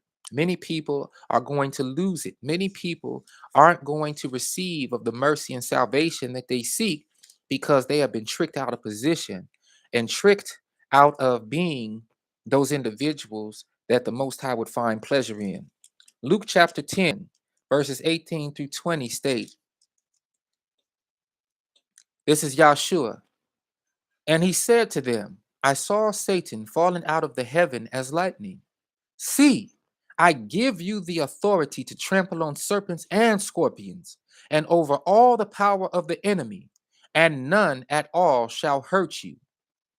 But he goes on to say, but do not rejoice in this, that the spirits are subject to you, but rather rejoice, because your names have been written in the heavens. So, what can we deduce from that without judging the brother as far as where he's going to eventually be in the day of judgment? We can see right here in verse 20, not to rejoice in the fact that we were given authority to trample over serpents and scorpions and over the power of the enemy. Not to rejoice that spirits, meaning unclean and demonic devilish spirits, are under our authority and subject to us as saints of the Most High, but rejoice for the byproduct of that, what that actually connotates. Okay, the implication is that because these things are under our subjection, these devils and these wicked spirits, because they're under our subjection, that means that we have our names written in the book of life. That means that what? Your names have been written in the heavens. Okay, so that's what that's a sign of. Okay, if we have power over devils and demons and we can exorcise and these demons and devils from people and we can heal people based off the power of the Most High through Yahshua HaMashiach, That means that our names are in heaven. So, what does that mean for the brother who did not have power over those demons and devils, but who actually was devoured by them? Does that mean that his name is not written in the heavens as well? Okay. So, you have to realize that this is not no joke, family. This is not no joke. What we're dealing with right now is truly spiritual warfare. And the warfare extends from the spiritual realm into this physical realm. Okay, it is the spirits who are invisible. Okay, both visible and invisible. It's the spirits though who are invisible, the powers and principalities who are invisible, who are given vessels in the physical form to experience here and do what it is that they do. Okay, this is something that we have to pay attention to. Let's go to the book of Ephesians. First, I'll go to the book of Colossians, chapter 1, verse 16. Okay, so we're going to drill that point home. We're going to drill that home. Verse 15. We're talking about the Son. We're talking about Yeshua, who is the image of the invisible God. Verse 15 of Colossians chapter 1. Who is the image of the invisible God, the firstborn of every creature. For him were all things created, meaning the word, by the word. Yahshua HaMashiach is the first emanation of the vibration coming from the Most High. This is why Yahshua is called the firstborn or son of Elohim, son of Yahweh, because Yahshua is the vibration, the word, okay? Shalom, Queen Carly. Shalom. Yahshua is the word or vibration, okay, that emanates from the Most High and is that word uttered and spoken, which is the firstborn, the thought, the conscious thought, which has been turned into vibration, which is spoken by the Most High. That is Yahshua the word. And it is that conscious thought spoken into vibrational words who was then made flesh. Okay. And a lot of us don't get this. So when we are saying through Yahshua Mashiach, in the name of Yahshua Mashiach, the great mystery that we fail to realize is the very word that we are speaking and uttering as it comes through the scriptures. It is the word. That is how we derive the power from the Most High by Hashem Yahshua HaMashiach, through Yahshua HaMashiach. It is the word because Yahshua HaMashiach is indeed the word made flesh. That's a great mystery many of us don't realize. Verse 15, who is the image of Colossians chapter 1, verse 15, who is the image of the invisible God, the firstborn of every creature. For by him were all things created that are in heaven and that are in earth, visible and invisible, whether they be thrones or dominions or principalities or powers. All things were created by him and for him. And he is before all things, and by him all things consist. Do y'all hear that? By him all things consist. So naturally, by him do we have the power over these things. See? And this is why when we read, I saw Satan falling out of heaven as lightning in verse 18 of Luke 10. See, I give you the authority to trample on serpents and scorpions. It is Yahshua HaMashiach, the Word made flesh, who has given authority to the prophets and saints to also put these things, invisible things of the creation, under the subjection of those who the power has been given to. See, I give you the authority to trample on serpents and scorpions, and over all the power of the enemy, and none at all shall hurt you. But do not rejoice in this. Don't rejoice that the spirits are subject to you, but rather rejoice. The spirits are subject to you. Why? Because your names have been written in the heavens. And if your names have been written in the kingdom,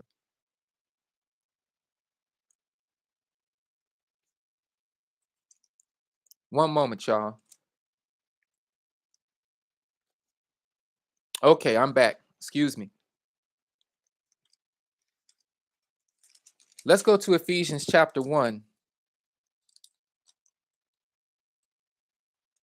Ephesians chapter 1, verses 19 through 21 read, "And what is the exceeding greatness of his power toward usward who believe, according to the working of his mighty power, which he wrought in Christ or Hamashiach, when he raised him from the dead and set him at his own right hand in the heavenly places, far above all principality and power and might and dominion and every name that is named, not only in this world, but also in that which is to come."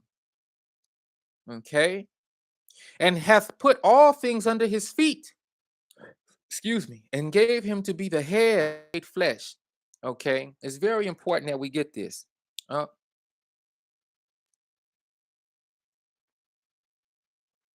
Yahshua, given power from the Most High, from the Father, has by extension extended that power to us, those who believe. And it goes even further than that, those who know, because belief is the foundation of knowing. We have to believe before we can know. And that know comes through experience. Okay. I'm not necessarily talking about knowing through knowledge. I'm talking about knowing through experience.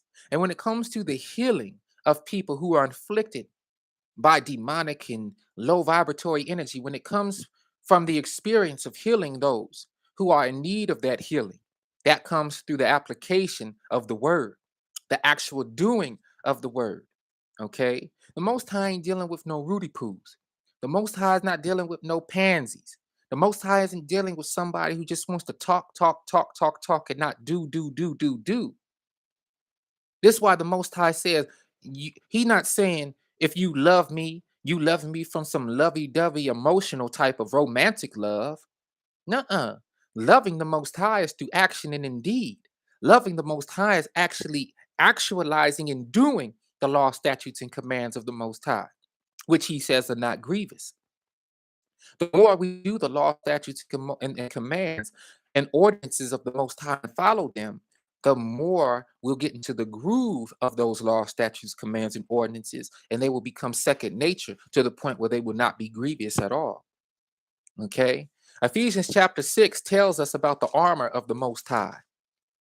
The armor of the Most High. And before I say this, leave a comment in the comment thread, family. Those of you who have tuned in, if you're interested in being made a moderator for this channel, please leave me a comment stating that you would like to be a moderator, and I'll make you a moderator right now. I was going to make some of you moderators, but I think it was best that I asked you first before I just do it, because you might not want that responsibility. So if you'd like to be a moderator of this channel, I'd be more than happy to make you one. I just want to make sure that there's something that you would want in form of responsibility, because this past live stream, we've had the adult content bots attack the stream.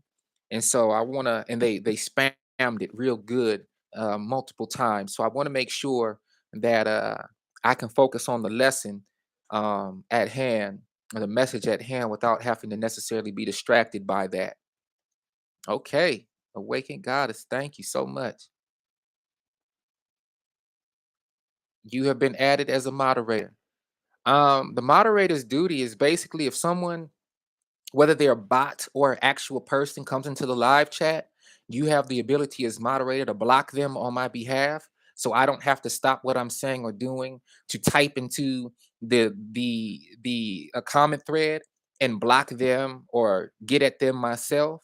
So it's basically, you're an extension of whatever power I have in this content thread, and basically all you're doing is, if you see some type of spam, you see somebody leaving an uncouth comment, it's up to you to delete that comment. Okay. Yeah. Yeah. The wrench. That's right. You could delete the comment, or you can block the person. Okay. Yeah. So if that's something you're interested in, let me know. It looks like you're interested in it, but I want to make sure, because I don't want to give nobody, you know, responsibilities that you don't want. Okay. Ephesians chapter 6, talking about the armor of the Most High. This is what I want to end this live stream with. Ephesians chapter 6, verse 11. Let's start at verse 10.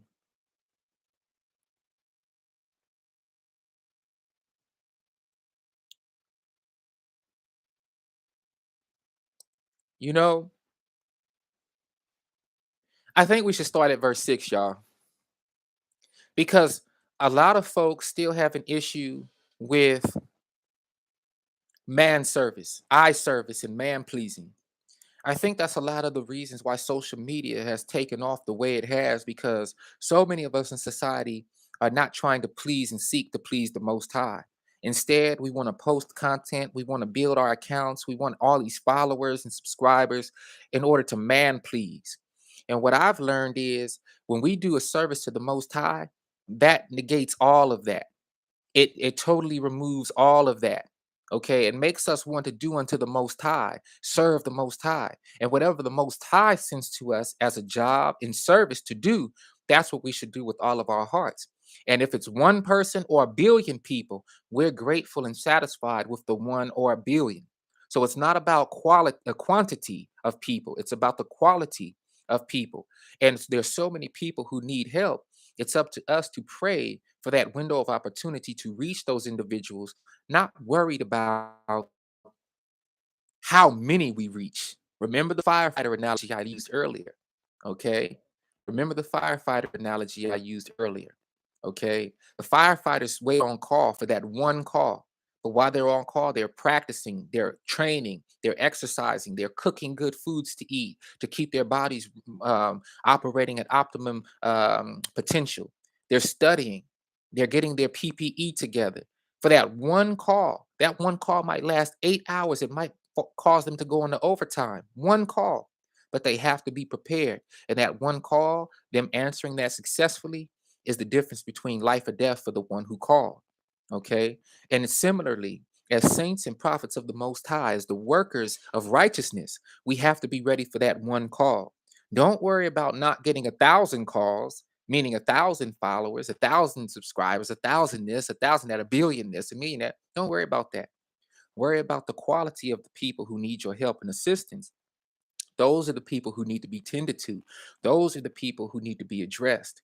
And I know our young ones, they deal with that more so than ever. I say, okay, I see you say okay. So I'm gonna make you a moderator. And if you don't want to be a moderator no more, Queen Carly, just let me know. All right. But thank you. Thank you both for stepping up and helping me in that regard. Awaken Goddess and Queen Carly. I appreciate you. So just like that firefighter who has to wait on call for that very important, very special call, so we have to wait as well. But we shouldn't be sitting up there complaining if the call doesn't come in. Instead, we should be focused on practicing and working and doing what we need to do in order to be ready for that call. Oh, that looks tight. Yep, that's how I've seen the moderators. Yeah, I see you. I see you. Okay, that's what's up. So look, verse 5 of Ephesians 6. Servants, be obedient to them that are your masters, meaning overseers, meaning bosses, supervisors, people who sign your checks, according to the flesh. Okay. Yeah, y'all on. According to the flesh, with fear and trembling and singleness of your heart, not fear and trembling unto your overseers and supervisors, but as unto Yahshua Mashiach, by Hashem Yahshua Mashiach, unto the Most High. Okay. Verse 6, not with eye service as men pleasers, but as the servants of Christ, Hamashiach, doing the will of God from the heart. So don't go up there and doing things at your job or doing things on social media to get praise from your fellow man and woman. That's not what this is about. This is about recognizing the seriousness of the spiritual time that we're in and doing everything that you can do to serve the Most High in fullness of heart, doing it heartily.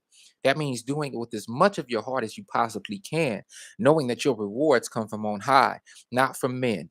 And see, that's what a lot of these individuals have problems struggling with. Okay, that's where a lot of the struggle comes from. It does. It comes from not being acknowledged from the men and women who they thought they were performing for. Oh, so and so is ignoring me, not paying attention. So and so is jealous of me. So and so is envious of me. Now I'm gonna go do something dastardly to everybody who made me feel this way. And that's not what's up. That's not what's up. When you do in service to the Most High, you wait patiently. You exhibit the fruits of the Spirit. You long suffer. I know a lot of us don't like to hear that. A lot of us don't want to long suffer, but a lot of us still want that grace and mercy from the Most High. You don't think the Most High ain't long suffering? You don't think the Most High wasn't long suffering them 25 years? You were sinning, living in purposeful sin and transgressing the law, statutes, and commands of the Most High before you finally woke up by His grace and got back right? You don't think there was long suffering? You don't think that there was pain and anguish that He had to feel? The sins of Israel have been placed onto Yahshua HaMashiach. Think of every single sin that has been committed, every transgression of the law that was placed on Yahshua, not only in the past, present, but also in the future. You don't think that there was a form of long suffering he had to endure in order to get over that spiritual hump and have victory over death? So the same things is being asked upon us. So we have to move in a sense of long suffering. We have to move with a sense of joy and meekness and temperance in this day, but doing things as unto the Most High, serving the Most High from our heart.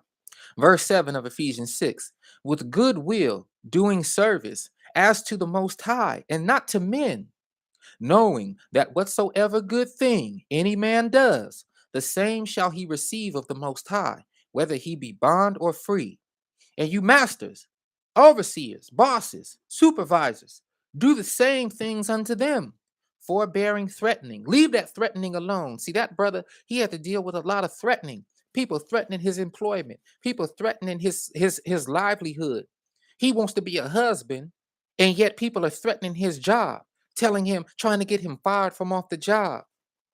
I could only imagine how that brother felt before he committed that heinous crime.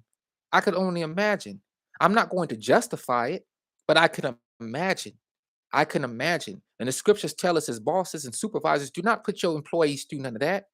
Don't be threatening your employees, talking about, oh, if you don't do this or that, I'm going to fire you. And you know that employee um, just was very happy to get that job. You know he's doing whatever he can to pay his bills or whatever she can to put food on her family's table, and you're threatening her with firing her to try to make her work even harder just in your sight, instead of reminding her that all she needs to do is move with a heart towards the Most High, do through the kindness of her heart as unto the Most High, not even unto me as the boss.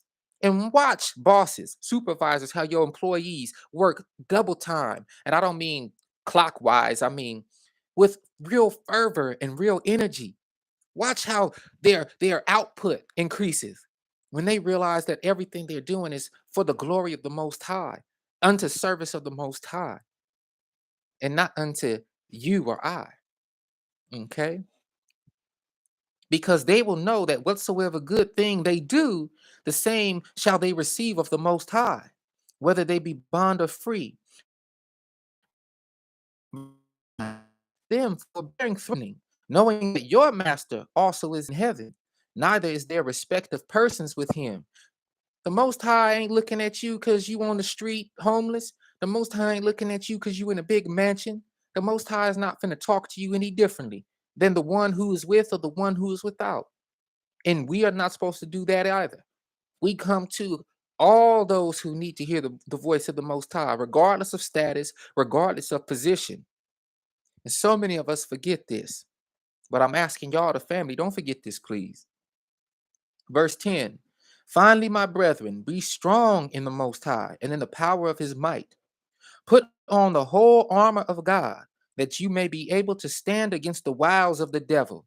See, our brother down there in Virginia, he wasn't able to stand against the wiles of the devil. Brother Carlin, Daniel in Albuquerque, New Mexico, he gave in and he wasn't able to stand against the wiles of the devil. And many people's lives were drastically changed, lost. Many people's lives were lost, and those connected to them's lives were changed on those fateful days because those people who committed those acts were tricked out of position and they believed a lie. Verse 11 of Ephesians 6, put on the whole armor of God that you may be able to stand against the wiles of the devil. For we wrestle not against flesh and blood, but against principalities, against powers, against the rulers of the darkness of this world, against spiritual wickedness in high places. Wherefore take to you the whole armor of God, that you may be able to withstand in the evil day, and having done all to stand. See, we are living in the evil day right now, y'all. This is the last days of the last days. We are truly living in the evil day. So we have to do everything in our power to stand against the wiles of the devil and not be tricked out of position. That means we have to take onto us the whole armor of God, not a piece, not a little bit, but all of it, in order to fight against the rulers of darkness of this world and against spiritual wickedness in high places, against the principalities and against the powers and against the rulers of this realm who cleave unto that spiritual darkness. Okay. Verse 14, stand therefore, having your loins girt about with truth, and having on the breastplate of righteousness, and your feet shod with the preparation of the gospel of peace. Above all, taking the shield of faith, wherewith ye shall be able to quench all the fiery darts of the wicked. Okay. Yes, every day I see that reminder of the last day drawing near. That's right. And take the helmet of salvation and the sword of the Spirit, which is the word of God. Okay. Praying always with all prayer and supplication in the Spirit, and watching thereunto with all perseverance and supplication for all saints, and for me, that utterance may be given unto me, that I may open my mouth boldly to make known the mystery of the gospel, for which I am an ambassador in bonds, that therein I may speak boldly as I ought to speak. See, that brother, he got to talking about how his spirit, the Holy Spirit, was making utterances, but he didn't listen to the groans of the Spirit. He didn't listen and pay attention to the signs that were before him. Okay. He wasn't able to persevere. Okay. And we want to be like those who persevere. We want to be like those who have victory over the wicked one.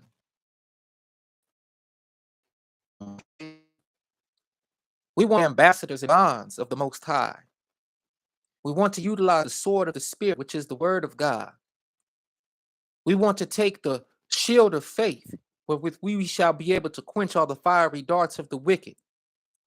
Our feet should be prepared with the gospel of peace, meaning that wherever we go, we should be seeking to share the gospel of peace, meaning we should be preparing night and day to be able to share that gospel of peace when window of opportunity is presented to us in the Spirit. Okay. So look, I hope you all fulfilled this day and this lesson. I knew that it was important to speak on these things because all the articles that I've read pertaining to these unfortunate events, they all had to deal with some sort of mental illness or some sort of medical condition. But we know better than that. Those of us who are in the truth, we know that there is no mental illness and that those are all spiritual attacks. We know that those are spiritual demonic possessions that are coming over people because the devil is seeking whom he may devour. The devil is tricking people. The wiles of the devil are a real thing. Okay. And the weaker people, the weaker of us, are falling short. And I say weak with all love on my heart because each of us have an opportunity to strengthen ourselves in this day. Each of us have an opportunity to truly cleave unto the Most High, and cleaving unto the Most High will be our strength in this time of the end. Look, Ephesians chapter 5, verse 15. See then that ye walk circumspectly, not as fools, but as wise, redeeming the time, because the days are evil. You see, the days are evil right now before us. The mercy and grace extended to us had everything to do with the sinful life we were living before we were awakened.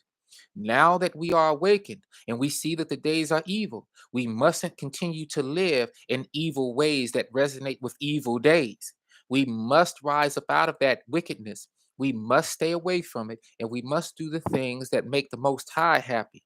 Okay, we must do those things that show that we love the Most High, because as the days grow and they wax more evil, we know that that evilness eventually is going to subside and be destroyed. But it's not going to be destroyed before the people and beings and entities who are evil along with it are also destroyed. We want to be as far away from that destruction, as far away from that evil as possible. Oh, excuse me. We want to be as far away from that evil and destruction as possible. Okay? Excuse me, y'all. Let's see. All right. Charger fail. Okay? And so I hope that we understand the message tonight. Don't allow the media to trick you into thinking these individuals who are doing these heinous crimes are mentally ill. It's deeper than that. Okay? These are not mental illnesses.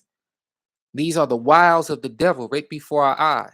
And if the media told you that these were the wiles of the devils in real time, that it's happening to individuals, then guess what? More hearts would turn to the Most High. Because I think there are some well-to-do people out here who are just waiting for more signs.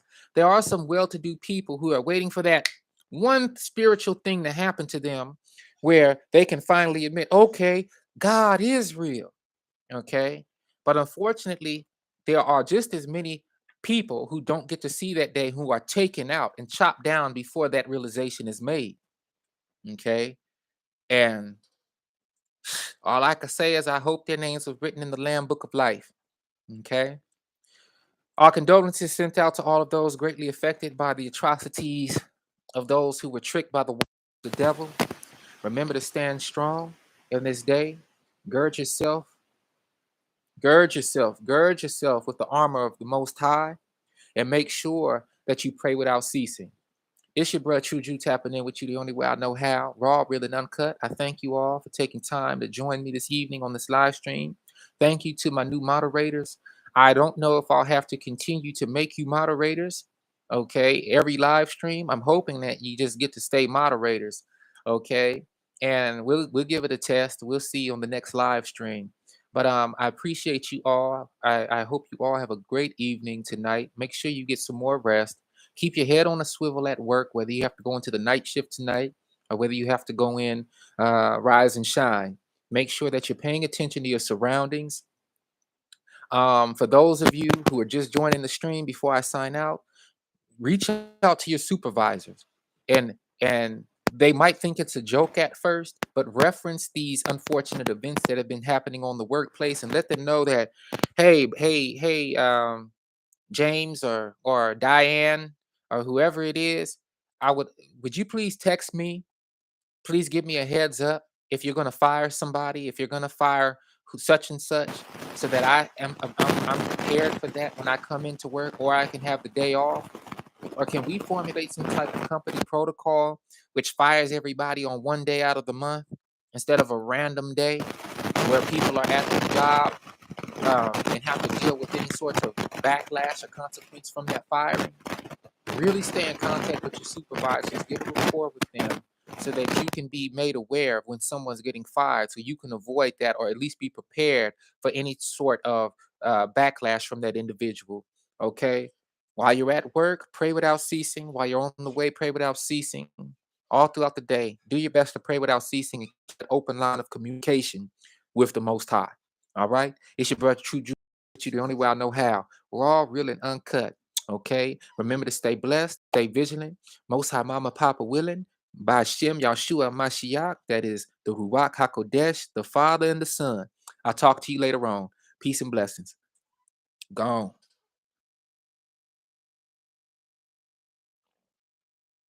Okay. I'll look out for you. Get it to me whenever you can, Queen Sister Carly. Peace and blessings.